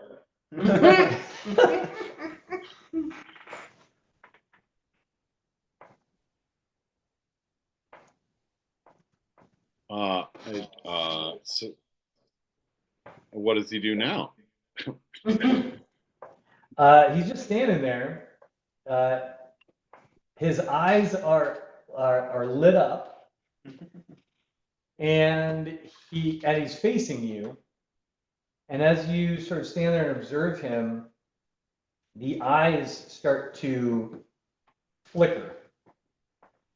The lights flash on and off. On, off, on. There's a identifiable cadence. There's an identifiable cadence. Can I start to just record the flashing? Yep. Like Morse code? Yep. Is it Morse code? I would say, so this next part, I think, first of all, Sendak's really interested in everything that just happened. So he's having a really hard time right now. Like he's freaking out a little bit because he really wants to talk to Freya about whatever the hell that was. Mm-hmm. And he really wants to see what just happened with the Steel Defender. He's kind of running back and forth, like asking questions. But I think this investigation for you, because that's what it's going to be, an investigation check. Okay. I think it takes a good hour for you to start to wrap your head around the flashes of light and document enough to start to understand what's going on. And Sendak is too distracted to help you, so you're just going to make a straight up investigation check by yourself, because Sendak is peppering Freya with questions about what her sword did, what she saw, what she thinks is going on. All right, we rolled a 14. Okay. With a 14, you recognize this as a very rudimentary code. You don't know it, you're not familiar with it, and currently you're not able to translate it. But these are clearly signaling, this is a signaling language that you suspect is similar to that used by like sailing vessels. Sure. To signal with lanterns across distances, or for lighthouses to signal ships. You don't know the code. With more time, you could probably like break it down in your head or try to figure it out, or you're pretty sure with access to any library or frankly anyone with a little experience at a harbor that you could figure this out. But right now you can't. But what you can say with certainty is your Steel Defender or something inside your Steel Defender is attempting to communicate with the world through these flashing codes coming out of its eyes. Oof. Plot development, sir. Mm-hmm. It's kind of like that. Great. It's kind of like That's Space exciting. Camp when they go up there and all they have is a button to push Morse code. That's right. That's right. Very much like that. It is very much like that.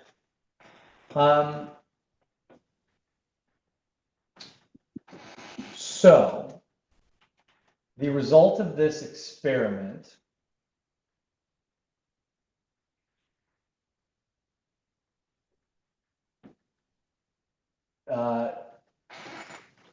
after some discussion with Stendak, I want you to make an intelligence check. And Sendak's going to make one too. His is very good. Oh, I'm rolling awful. That is an 8. An 8 with a +6? Yes. Yeah, that is bad. It is. It's a very bad roll. So I think Potham's a little spun out by everything that just happened, and maybe like his head is spinning on. I think maybe Potham's very focused on the Steel Defender specifically right now, right? Yeah, And is immersed. I think that after the whole Morse code check, I think that he just ends up doing a sort of a functions check on the Steel Defender itself. Yeah. Yeah, so it's not that Potham like isn't smart enough to figure out what's going on, but he's distracted by the granular tactical situation right in front of him. Like, let me make sure my machine is working. It's doing something it's not ever done before. It just unplugged itself. Yeah, let me remove any possible variables by checking if there was a mechanical malfunction or something in the code or whatever.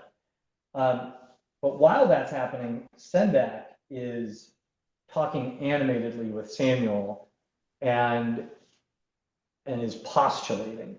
So you will all overhear him kind of not yelling, but talking loudly to Samuel. And he's like, this proves it. It's so clear. These are obviously souls. Everything floating around here. We've got two separate experiences happening within minutes of each other that demonstrate tangible evidence that these are souls from Purgatory engaging with not only Freya's sword and the soul of her ancestor that she described attaching to, but also to Potham's technology. And it couldn't be more obvious that either new souls passed across the veil and entered the Steel Defender's battery, or they were awakened or enervated or energized by contact with the souls here and awakened to the point where they could attempt communication. It's remarkable. It's just a sort of point of order question. Can Asmund Kimba hear everything that I can hear, or does he only hear me? Like I only hear him? That's not super clear to you. Okay. There are times when you feel confident Asmund Kimba is looking through your eyes at the world. There are times when it almost seems like he can see things you can't, like as if he's warning you of things, like he's talked about danger that he senses that you don't. But you've not yet come across clear evidence that he he's never overheard a conversation with Pando and been like, I don't agree. That's what's she talking about? Yeah. Oh, God. Yeah. So it's a little unclear. You do know that he hears sort of your inner monologue. Okay. So when you are thinking, when you think he hears, whether or not he's paying attention. Oh, elves. Yeah. Okay. Okay. All right, that's interesting.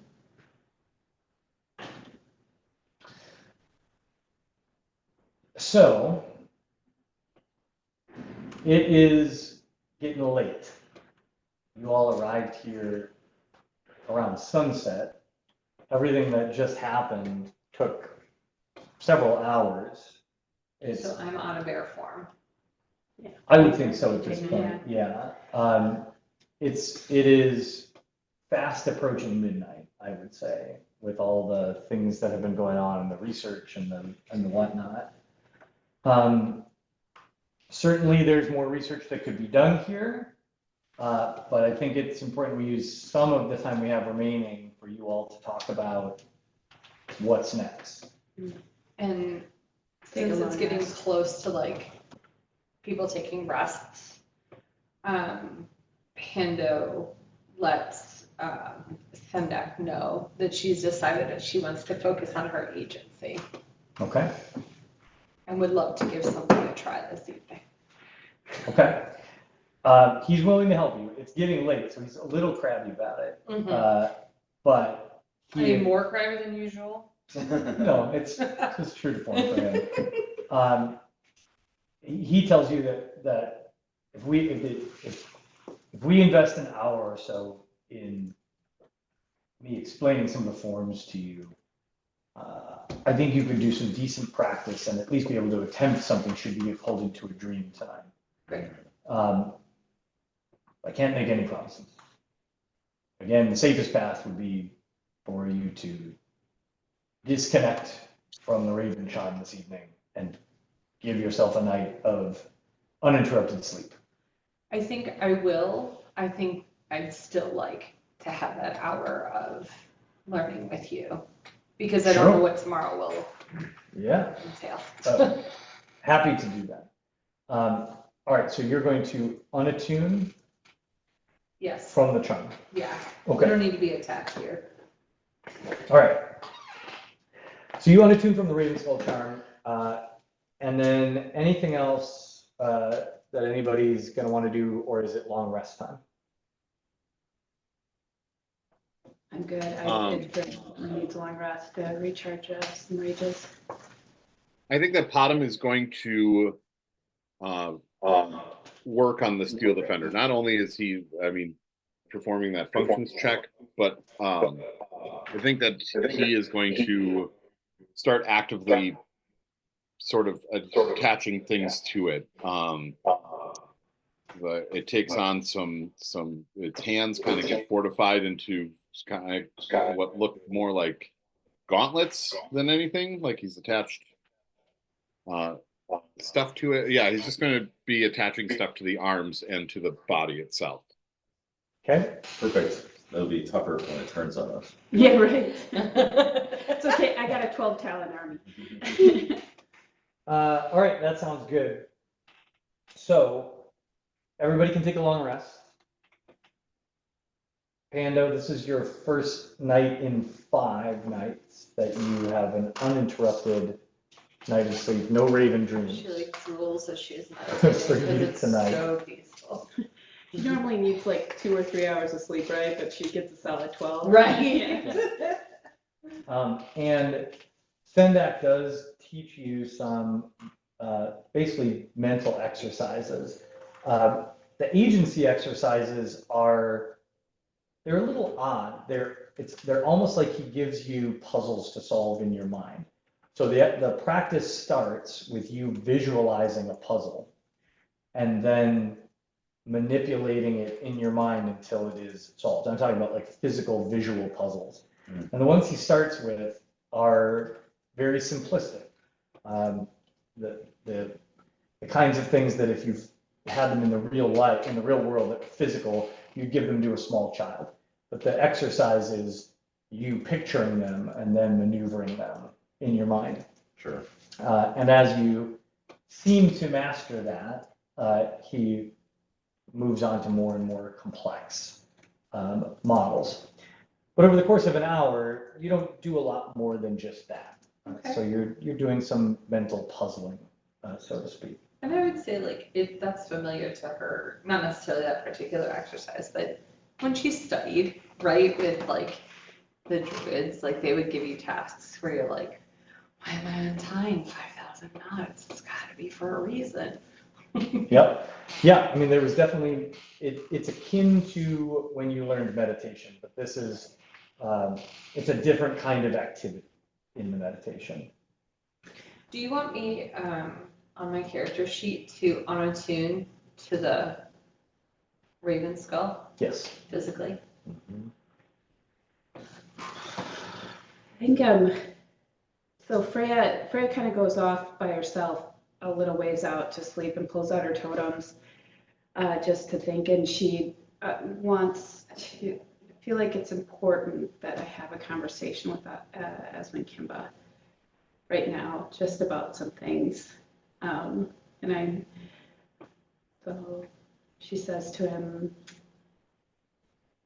ancestor, I've always felt that your connection to me, while it was perplexing, well, I wasn't sure what was going on, but that I've always felt deep down that it's a blessing. And I'm glad to have the connection to you, and I'm glad to have your army here. But what you need to know, I am the general, and our connection stays our connection by my will. I will forcibly disconnect from you if you do not realize that you operate under my direction. Make an intimidation check. Okay. We got to do That's that. Oh, that's come what on. you're doing. It's a good roll. Roll good. No, 8. I have a +4. Come on. Well, preach. My roll's an 8. Oh, young shots. Eight's rough. I feel like I should give it an advantage or something. There 'Cause it is, came out of the blue. There is You have seen the things I've seen. yeah. It's not unkind, but there's a chuckle in your mind. Mhm. And the response is, "You're not daughter of my blood. I am not here to displace your honor. I am here to ensure that my bloodline is pure and that you are placed at the head of our nation where you belong." And Freya's relieved, but she's also a little bit pissed because she kind of got mansplained.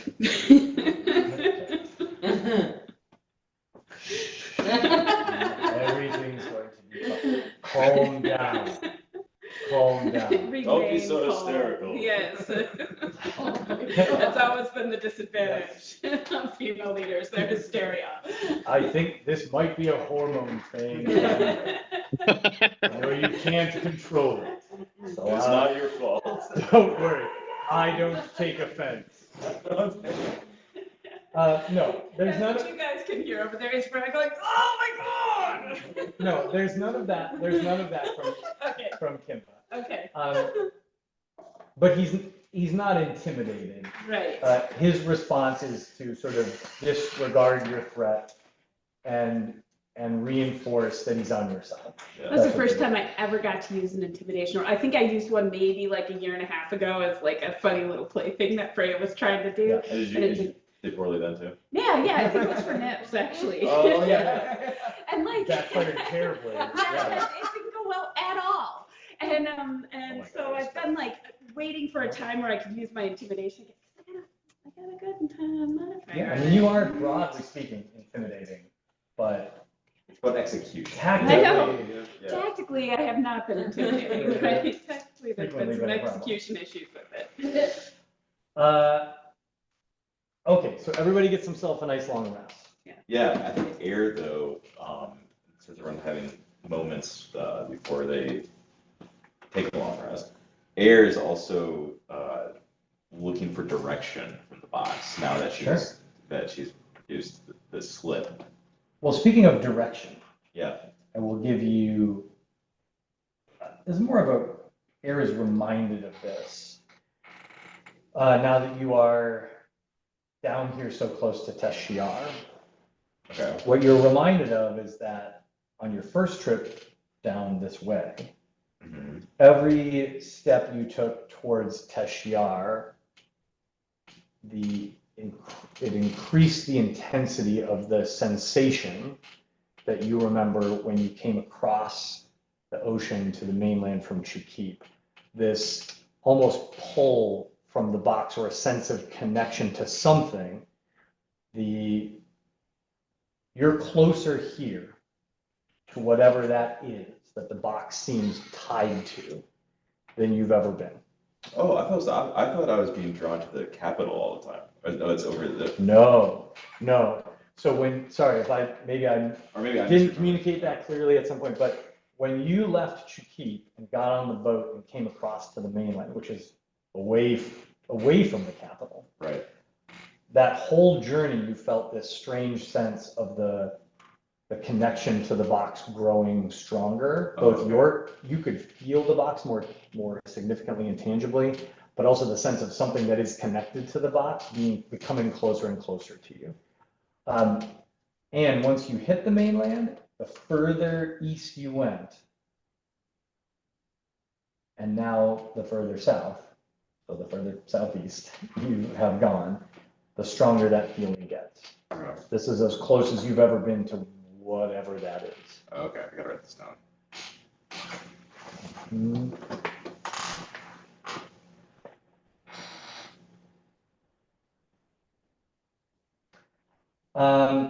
And you've not fed the box in a while.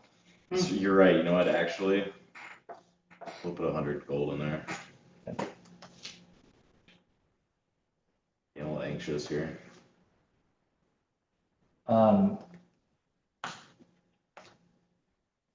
I'll just say the box is a box. It doesn't have emotions, but Right. You get less of a response for 100 gold than you used to. Oh, You don't know if that's because you waited a while. You don't know if that's because of where you are in the world or what, but you're used to a very happy thrumming vibration when you put that much gold in there, and this time the box was kind of like, yeah. Whatever. Air takes notice and she puts another 100 in there. oh, okay. That's a happy box. Okay. Do any of us see this? I assume this is like at night before we're going to bed. Anything we can roll to see if we, I mean, if you guys can, if anybody who wants any time can tell me if they're like staking out air to try to get a look at what You're hovering over my if you're like spying on air to try to see what's up with air, you can tell me that anytime. Pottom's Pando done it. has zero interest in any, like, she's like, that's fine, you know, Freya can be either schizophrenic or have a soul in her sword. I'm fine with whatever. Air, you know, gambling addict. let me hug her once, so it's like what else she needs to do. Right. Yeah, I think- Freya's just like really distracted right now, trying to yell at us when Kim's on. I mean, I think my baseline mechanics about the box are that unless you specifically start telling me that air is sloppy with it, Right. or air is trying to get something in the box that belongs to other people or that they would very obviously have concerns about, that this is just a thing that air does and she can do it anytime. Yeah. She does it casually. It's the equivalent of you throwing something in your pouch. And so either other people need to be actively watching air and telling me they're actively watching air, or you have to tell me there's some reason why this would be obvious. Right. Yeah. I've always thought of it as kind of a mundane thing too. Yeah. And then I always thought that there'll be more obvious situations where she's not able, where the influence of the other entity that she has a pact with become more clear to others. Yep. And that the route to that is going to be more. It's not going to be through like catching air, putting gold in a box. It's going to be like through more obvious events. Yeah, that seems likely. Yeah. So for now, I also sort of feel like it's happened enough times too that like passively we may have observed it. At bottom's like, wait a minute, there's an underlying pattern of something that's happening here. It's tickling my. I mean, maybe. I mean, Conscious. of all of you, Pando has the highest passive perception. So the likelihood that she would pick up on some kind of pattern like that, I guess. But Pando also doesn't like care. Right. You know what I mean? Like, I just accept that we all have like our own rituals or things we might need to do. Or like I said, Pando's also fine if Freya is crazy or if there legitimately is a voice that connects. Like for Pando, it doesn't change like how much she cares or like that she's still gonna be with you on this journey. The closest I think I'd be willing to say is Potom has a 19 passive investigation, which is really high. So I think it's safe to say that Potom notices over time that air, something that Potom has actually voiced before, which Never is has- like, never has gold. where does air's money go? Yeah. Like, I know we make money here and there, we divvy it up, we are basically together all the time, She never seems to have money. Yeah. and she never seems to have money. Like, I'm spending money sometimes, other people are spending money sometimes, like, Hannah just said Yeah, she has and a Eric actually goes gambling shopping addiction. a lot. yeah, And never has money. and never has money. So I think much less like the perception path to figuring something out here would be about noticing, Sure. observing, oh, I caught you doing something furtively with the box, or like Yeah. turning your back every time you've got money to do something or whatever. But I think the investigation path to this is more like just picking up on patterns of kind of math. Like Pottom's got mental math in his head all the time. It's like, the net worth of our party right now is Right. 750 gold pieces, and so we should be able to afford this many crickets. But for some reason, Air's like, I have no money. What the hell? I think that's maybe the closest, and that's not the same as a discovery of like Air puts money in a magic box. Yeah. But it's definitely like, what's up with Air and money? Yeah, and I'm not opposed to like that development occurring, obviously. Like if you, if I think that just like I have a Air's bags and finds the box or something, like Sure. whatever makes. I feel like whatever I makes have sense. I have a answer to this, and it's a very Potom way of going about it, but I think that Potom will just kind of throughout the evening find himself over by Air and be like, "Oh, Air, I think that you dropped this," and he'll mimic picking something up off the ground and hand Air a coin. Oh, it does zoom in, it looks like. Oh, look at that. It sure does. It's Air. That was very dramatic. What does Air do? It was. Let's see. And so we'll hand Air the long range tracking coin. Oh, nice. There. That's sneaky. I See, like it. I like Potom it. doesn't. Potom has a theory, but he doesn't want to put his friend in a position where, I mean, if he's wrong, then it's going to ruin something. It's awkward. He just has an idea. That's interesting. Okay. So what I'm hearing is that you are trying to give this to Air without Air knowing that this is the tracking coin. Correct. Okay. I'm not going to make you make a deception check, but I am going to ask Air to make an insight check. Okay, yeah, however you want to. Or if I was going to make a check, I would imagine a sleight of hand because I've picked something up off the ground that's not there. You could have just thrown it on the ground. I could Yeah, have. I mean, I'm not worried about Okay. that. What I'm really rolling is, would it even cross Air's mind that there was this coin, right? Because the existence of this coin was not a secret. That's true. The whole party knew that you had a tracking, like the plan was, the party knew the plan. So Right. Air is at least somewhere in her brain aware that this thing A exists. coin like this exists, yeah. Mhm. And then you have access to it. And so this could be very innocuous, and it does, I think, probably come across as very innocuous. What I want to, with the insight check, is to go, does it even cross Air's mind that Sure. that could be, that there's a coin like this, or that she remember? Yeah. 11. A very average. Very average. So then I would say the question is just for your character. Right. Do you think if Potom just picked a coin up off the ground and was like, I think this is yours, and threw it to you, what would Air do? I don't think Era would think anything of it. I think she would take it, be frustrated that she even dropped the coin in the first place, and move on. Yeah. All right. She probably would take it without, yeah. So let's all remember that one of Air's coins, it's a gold piece, I think. Yeah. If I remember correctly, One of Air's gold pieces is the Tracking magical tracking coin. Okay, then we can leave it up to you then about, at what point in the future when Eric puts gold in, does somehow one of the, yeah, that coin happens to be the tracking coin or not? Roll a D6. Or, yeah. Even odd. Each time you put something in the box. It's always making me invent new Concepts, homebrew yeah. mechanics. Yeah, that's actually really interesting on like, will the spell of you wanting to keep it cause you to keep it in your pocket? Or will you end up eventually putting it in the box? Oh, that's true, because it also has like that effect. Hmm. We'll see, I guess, right?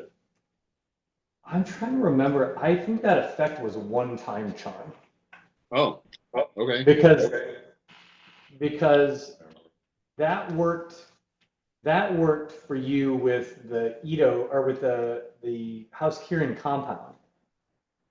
But then the next time you were able to track it, it was because the coin had been shipped in the box. It would have been, you had concealed it in the box that was being passed along. So I don't think Air is charmed. Okay. Air is just unaware that this is the tracking point. Right. So if and when it goes in the box, it's going to be a happy accident or unhappy accident. It's going to be chance. Yeah. Or if Air spends it. Oh yeah, it could leave Air's possession in more than one way. There's all kinds of things that can happen here. We'll leave it as a open-ended variable. I like that. No, that's good. I think that's a good. That was I fun. think it's a good mechanic to advance this That angle. plot line. The The disappearing- 2.5-year-old plot line. The missing gold angle. Yeah. I got just a probability math here. Ooh. It's going to be a very nerdy dice roll. You're welcome. Okay. Oh, and then I have to think about what the box does. Yeah, how's the box react? Will it know? I have to think about that. Or maybe the coin just disappears. If you had just off the thrown, face of the earth, and then- if you just threw the coin in the box right now, I don't have an answer. For And that. that's yeah, I need to think give about you that. yeah. What does the box do? It could be a dead end. It could just disappear and then nothing. There's nothingness. Or it could I don't know. We'll see. It could just explode like when you put a bag of holding inside a bag of holding. Yeah. I like it. Yeah, me too. Yeah, Right. that was a fun little. It was elegant. Yeah, it was elegant. I like that. What kind of range does it have? Would you be able to know if it was like in another like astral plane or something? I believe we established that the range is limited to this plane of existence. Oh, okay. But that the range is pretty vast. I mean, you had I at think least directional guidance across continents. Interesting. Right, I've and got then it. it gets stronger as I get closer. Right. Well, now you have more homework. Planes of existence is an interesting question.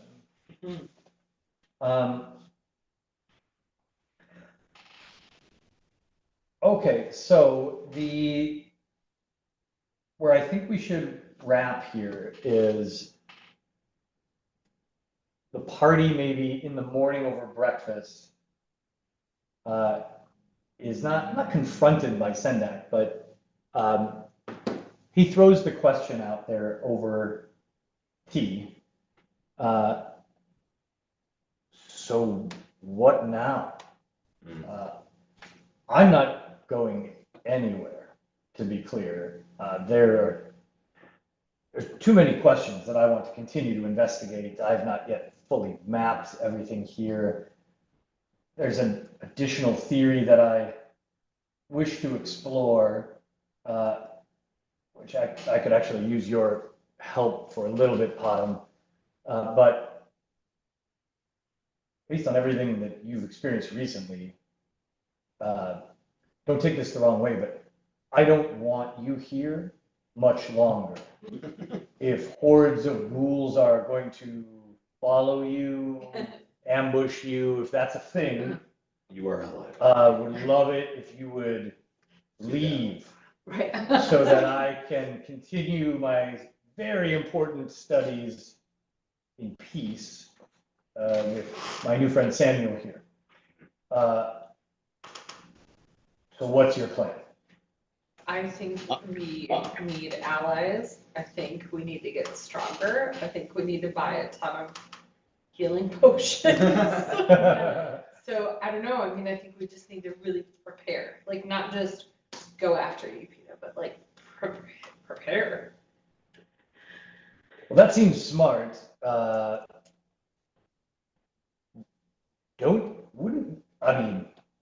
don't know your plans, but don't you have basically the entire nation of Minotaurs as allies? Aren't you operating under the auspices of the Synod with, the Minotaur nation is highly motivated to put Upido away. Should we check back with the Minotaurs? I mean, they don't know. This is just, I I don't mean, think like we should talking check about. back with the Minotaurs. They don't know that we Remove the tracking device. have removed the tracking device, because it didn't. But if we're in their presence, they may just know that we haven't removed the tracking device. That they would. But we're still doing what they want us to do. You know what I mean? There's no reason to need the. What we could do is swing by that southern outpost that there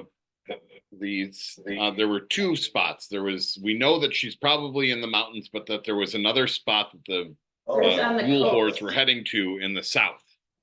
Yeah, Yeah, we go it's on there. the coast. Let's go there. It's called, yes, Yupido, Kagawaku, Let's go there. Kagayaku. Yaku. So we could go and see what's going on there, and then swing by the Minotaurs on our way north. You know, the cache is in the water there. We could actually, I've always wanted to kind of explore that. Yeah, that's Air's boat. And we probably need more supplies and stuff anyway, Yeah. to try to get allies and supplies down there. Agreed. So before you left, you did get information about this. Because it was one of the options you explored while you were at the Maib. The glowing coast is southwest of where you are currently. Perfect. There is a fairly large stretch of coral reef off of the glowing coast. And it is about how many days did I say? Sorry, hang on. From where we are now. The journey.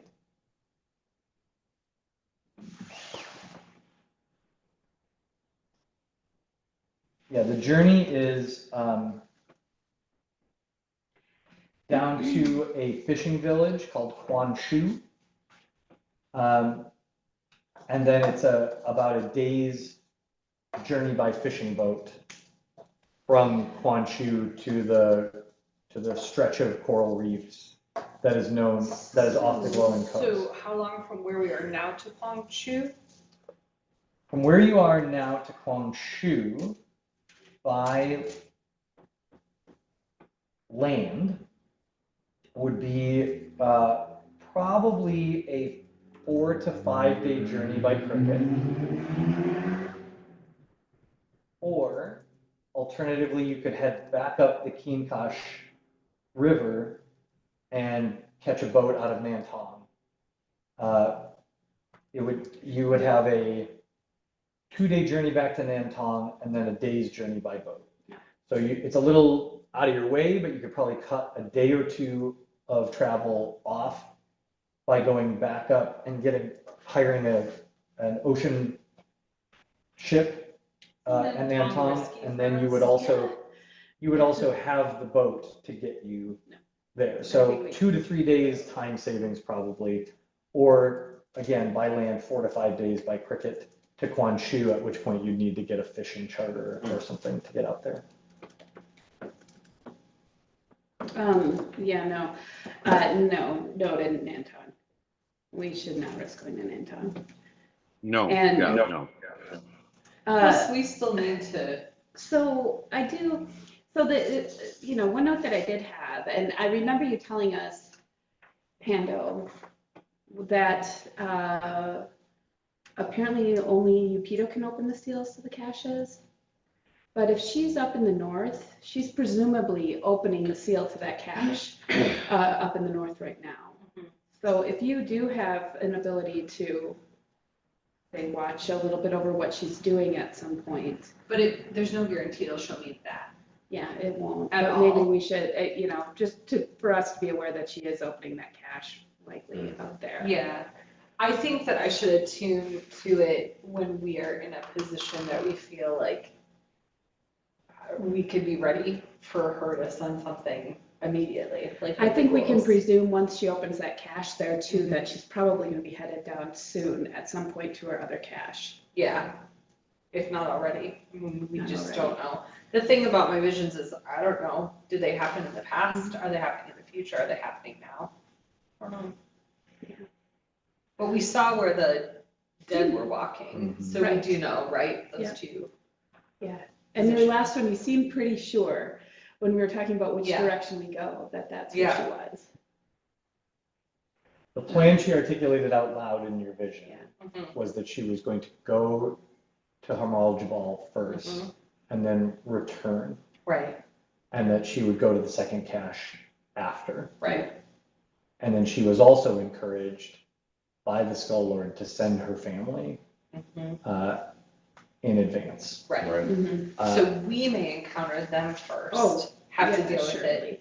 But then if we could get enough allies and strength, maybe we wait for her in the south. Padam, I was just looking at my inventory too. I forgot that at our last ghoul encounter, I collected 3 ghoul fingers as well during that time. And I Oh, just have them in a bag. So I collected some. Just ghoul a fingers. sack of- Yes, actual ghoul A fingers. sack of Yeah. gold. I Us just, and because our, I like, kept body thinking, parts. don't you think we could get this poison off of here? I like how you do break down about it, probably come out, they're like moldy. I know, I just pull them out, Oh, they're all yeah. decomposing. I'm like, can you use these? You Forgot want I them? had let's try. Okay. You can make a medicine or nature check. Nature check it is. Here we go. I'm gonna take them off of my inventory. 15. 15, give yourself a second dose. Paralysis. Sweet. You know what's really funny is that none of us have a really focus on using a ranged weapon at all. Yeah, not really. Oh, I have a bunch of javelins. Could we poke it? Oh, Could yeah, we you put the could. little tip of the javelin in there and throw it? Yeah. Totally. I will give that second ghoul toxin to Freya and have her just try it. But don't tip it right now. Let's wait until we get close to that. So just so you all know how poison works, these applications of poison, you have to apply it to your weapon as an action, which you can do before battle, but then it's like a one-time use. So your next hit with the poison applies that. It And doesn't then stay on there? It doesn't just stick on there forever. If you want to use it again, you need to reapply. And there's a limited number of uses per vial. So Well, I'm going to say in these vials, you've got 5 applications per vial. Okay. So you Well, can we'll definitely smear be taking this, more ghoul fingers in the future. you can smear gross ghoul stuff on your weapons 5 times. Okay. Also, feel free to remind me to I never think about grabbing stuff in battles. And Padam, if you want us to be filling up our bags with body parts, just remind us. Chop it off all I- those fingers. I think that Panem is pretty good at grabbing stuff, but and he does in each battle. So the times that I'm not with the party, I'm not able to join. Just remember that Panem does that kind of a thing. Yes. Pando comes back with a bag of just human fingers. Right, Can are you they- use these? Oh, Oh god. Some good stuff here, you guys. Oh, no. Of course, to make them into good things, the toxin was easy to pull myself, but that displacer cloak or we're gonna need to get to a town.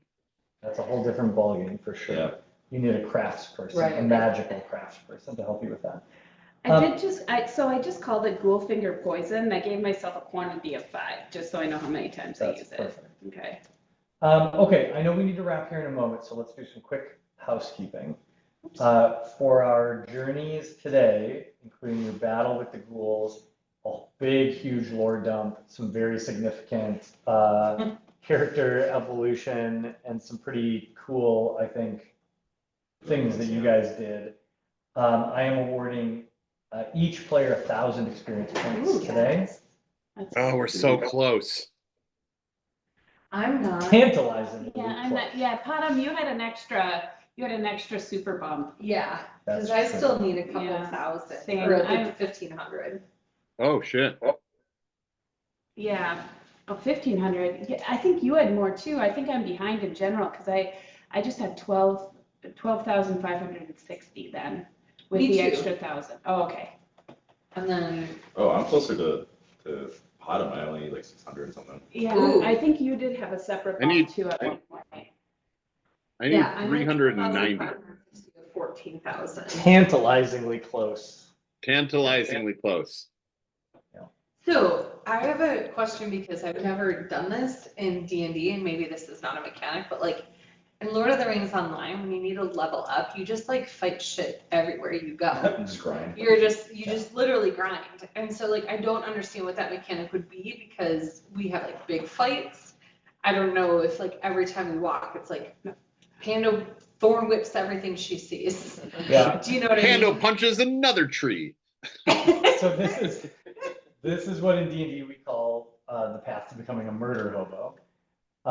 Because there are players who approach the world like that, where they're like, well, my character will grow in power if I just murder everything I see. They don't want to. How much XP do I get for killing that shopkeeper? How much XP do I get for murdering every sheep in this pasture? The reality is in my games, we're not going to do that. So I award experience based on a combination of XP from planned combats or surprise combats or whatever. But Sure. like whatever the encounter creator spits out and says, you killed 10 ghouls, that's 500 experience Sure. points each. But then I make a judgment call narratively as well and add bonus XP for the session on top of whatever's happened. So it's not just strict battle that No. gives the, okay. No, so like for example, if I went by strict battle, you all would have received only 500 experience points Okay. today, because that was the divided out amount for this combat. I tend to go a balance between what we call milestone advancement and pure XP. So I'm often giving you little bonus XP Sure. here and there based on when you do cool stuff or when I think we've moved the story forward. I'm going to do a lot less of that if you basically have a shopping episode and fight a goblin. Right. But when you do like big plot stuff, Yeah. or where you make difficult decisions as characters, or when you slip a magic coin into somebody's pouch for fun, like Find 12 other souls. to Yeah. buy. yeah, exactly. 12 Talon Army. Yeah, those are the things that I think are worth bonus XP, and I'll throw it around when that happens. So for us, then it's just normal in D&D when you are wanting to level up, like you just like continue moving forward. You just Yeah. play. Yeah, Okay. just play. Because I mean, Because it's normal in just the games that I've done where you go, okay, pause before we do any more on our main storyline. Everyone goes side quest, buff up, come back. yeah. I mean, you can do, in a sense, you can do that by doing like if there's like certain like side quests you could do to acquire certain items or something like that, but it's all like established DM. Yeah, Sure. it's usually more, again, I want it to be driven by the narrative. Yeah. So it would make perfect sense to me if everybody's like, dang, you're pedo strong, we maybe need to go like buff up a little.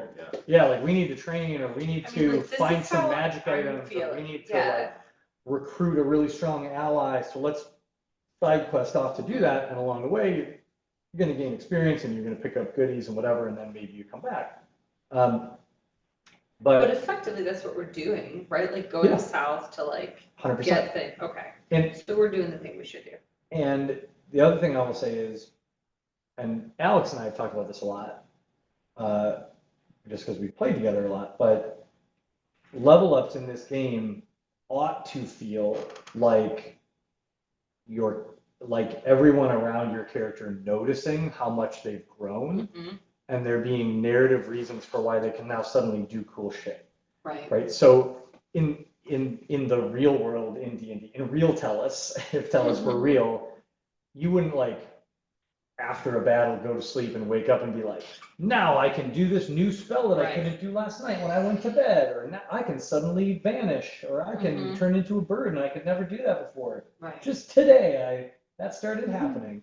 Right. Instead, it's like your character's like practicing things and learning things and figuring things out. And sometimes it's happening through epiphany, right? Sometimes suddenly you're connecting with an ancestor in a way, or suddenly the box says something to you and you're like, okay, box, I'm on it. Mr. Box. Right? But a lot of it is like, you've just been traveling across the wilderness long enough that, and exploring your connection with the wild, or you've tried 50 times to turn into a chipmunk and it just hasn't been good up to this point. And then finally you're like, oh, I got it. You guys, I got it. Chipmunk, check it out, right? Like that's how there should be some kind of, when you level up, I like the idea that you slow down and think about what are the narrative reasons that my character is now the way they are. Sure. Especially if you start to multi-class, which some people will consider doing in this party.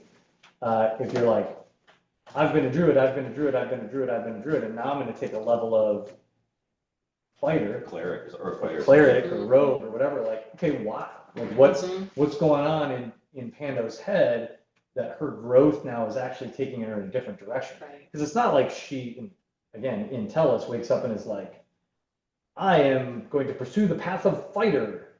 Like, that's not a job, right? It's just kind of describes what Pando does and the skills that she's trying to work on and the way that she approaches the world. So I just think about it narratively, as being narratively driven. And that's partly why I don't like to do true milestone advancement, because I like to be surprised as much as you when we finally hit a level up. Like, I don't plan for your level up. So I think they should happen. And it's not all exactly the same. Like, we are getting there at different places. Yeah, I'm a fan of that, because that's the way it would work organically anyway. Like, you would all be figuring things out at different paces. You'd all be exploring, you know, if it were up to me, we'd like be exploring all your side quests a lot, because I literally love the backstories that all of you have, and there's a lot of interesting stuff out there to get into, and I've got threads for all of it ready to go. But you also, there's like 4 Upido side quests, you know, that all live within the grand arc of Upido, and there's noble house side quests that you could be, you know, on a ship to the capital tomorrow going to mess with politics again. You left a bunch of side quests behind in Shukip that have nothing to do with any of your backstory. It's like, you could be a total side quest party all the time. The trade-off in this situation, though, is what we've talked about a couple times with Upido, which is, I've said to you very publicly at this point, I've created, Upido is a character that's going to keep growing. So she's an open-ended threat. And it's a little different than in like Elder Scroll or Elden Ring, where you're like, ooh, I'm not strong enough to fight that guy yet. Let me go horse around and buff up and you know, grind until I come back and now I can get him. Like, she's grinding too. So the longer you grind before you go see her, you better be grinding harder. That's all, I guess, is what I'm saying, if you're going to take that path with her. Because every day she gets tougher. She's about to unlock an ancient cache of powerful resources in the mountains. Excellent. And so that's not so that she can be like, cool, I got it and you didn't. It's so she can put it in her belt pouch and be ready to drop it on you like a bomb when you fight her. It's going to be awesome. We're so happy. Or send one. Well, and it's the equivalent of me getting a loot drop. Like if I was a player, right? That's literally what's happening. Awesome. Okay, this was fun. Thanks, you guys. Yeah, this Thanks was really for fun. Thank you. Labor Day fun times. Yeah, that was awesome. Alex, good to see you, buddy. Yeah, good to see you guys too. We'll see you soon. There's also been known to use that wand of secrets too. I don't know if that would have an interaction with the coin or not. I don't think so, but I'll leave that up to you too. Yeah, that's You give some thought to that too. interesting because I wonder. Interesting. They keep saying there's a trap or somewhere with a I'm secret. not seeing anything. Because I don't know, it's not technically a trap, but it's adjacent. Yeah, It's it's trap a adjacent. deception. It's a something. Yeah, that's Yeah, it's just a little bit of sneakiness. yeah. I don't like that. Because I feel like Potom has asked that question before of like, what's going on with this? And now now it's kind of like to, low level secretly try to figure it out. No, this is great. This feels like a much more appropriate and interesting way to solve this question instead of just someone like coming upon gold in a box. Yeah, explain this to us. Right. Intervention style. Yeah. No, I like it a lot. But now I have a lot to write about. I have to figure out What the effects? what happens when you put the coin in the box. I have to figure out what the heck I love it. the 12 towns in sword do. Yeah. I have to figure out what's happening inside your steel defender, although I'm pretty sure I know that already. I think, Matt, I think that you and I should talk about that too, because I have an idea of what the steel defender is doing, or what the steel defender will become in 390 points. Yeah, let's message about it. Okay. Because I know in the world what happened, but how we explain it mechanically. Well, anyway, I'm open to your thoughts about it. I'm not finally settled on it, but I'm open to your thoughts about it. Alex, can we tell Matt that he's psychic? I think, I don't think that it was necessarily psychic. I think that Matt wants us to finish this storyline. And also, I kind of want to finish this storyline because I'm excited of where Potom is going. Now that I've built Potom's next level. And Piano is gonna effectively wait for the right time to be like, this is it, Potom. Like, we have to change course. We have to. And Potom was gonna fight me because that's what we do. Yeah. And then you were just like, okay. And now these things. This is your vision. And he's like, well, that was easy. Well, it's interesting because I wasn't sure how you would respond to the ambush. I was prepared for the possibility that Potom would take it as further evidence that you all needed to flee, flee the continent.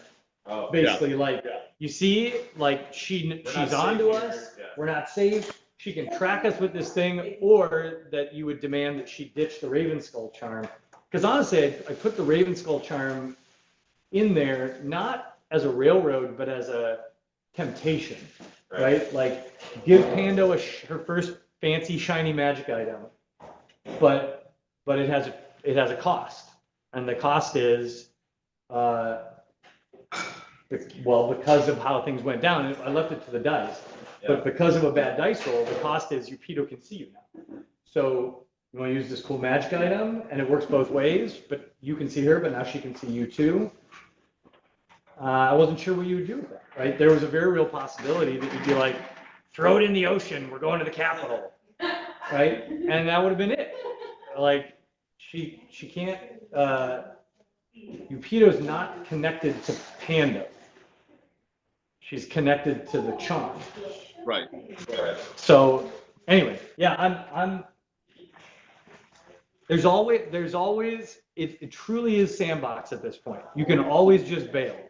But my only caveat for playing sandbox is I'm going to put a cost on everything. Actions have consequences. Yeah, actions have consequences. Yeah. So you can dance all over the world, but it's not going to be like open-ended and the world goes to sleep when you leave. Right.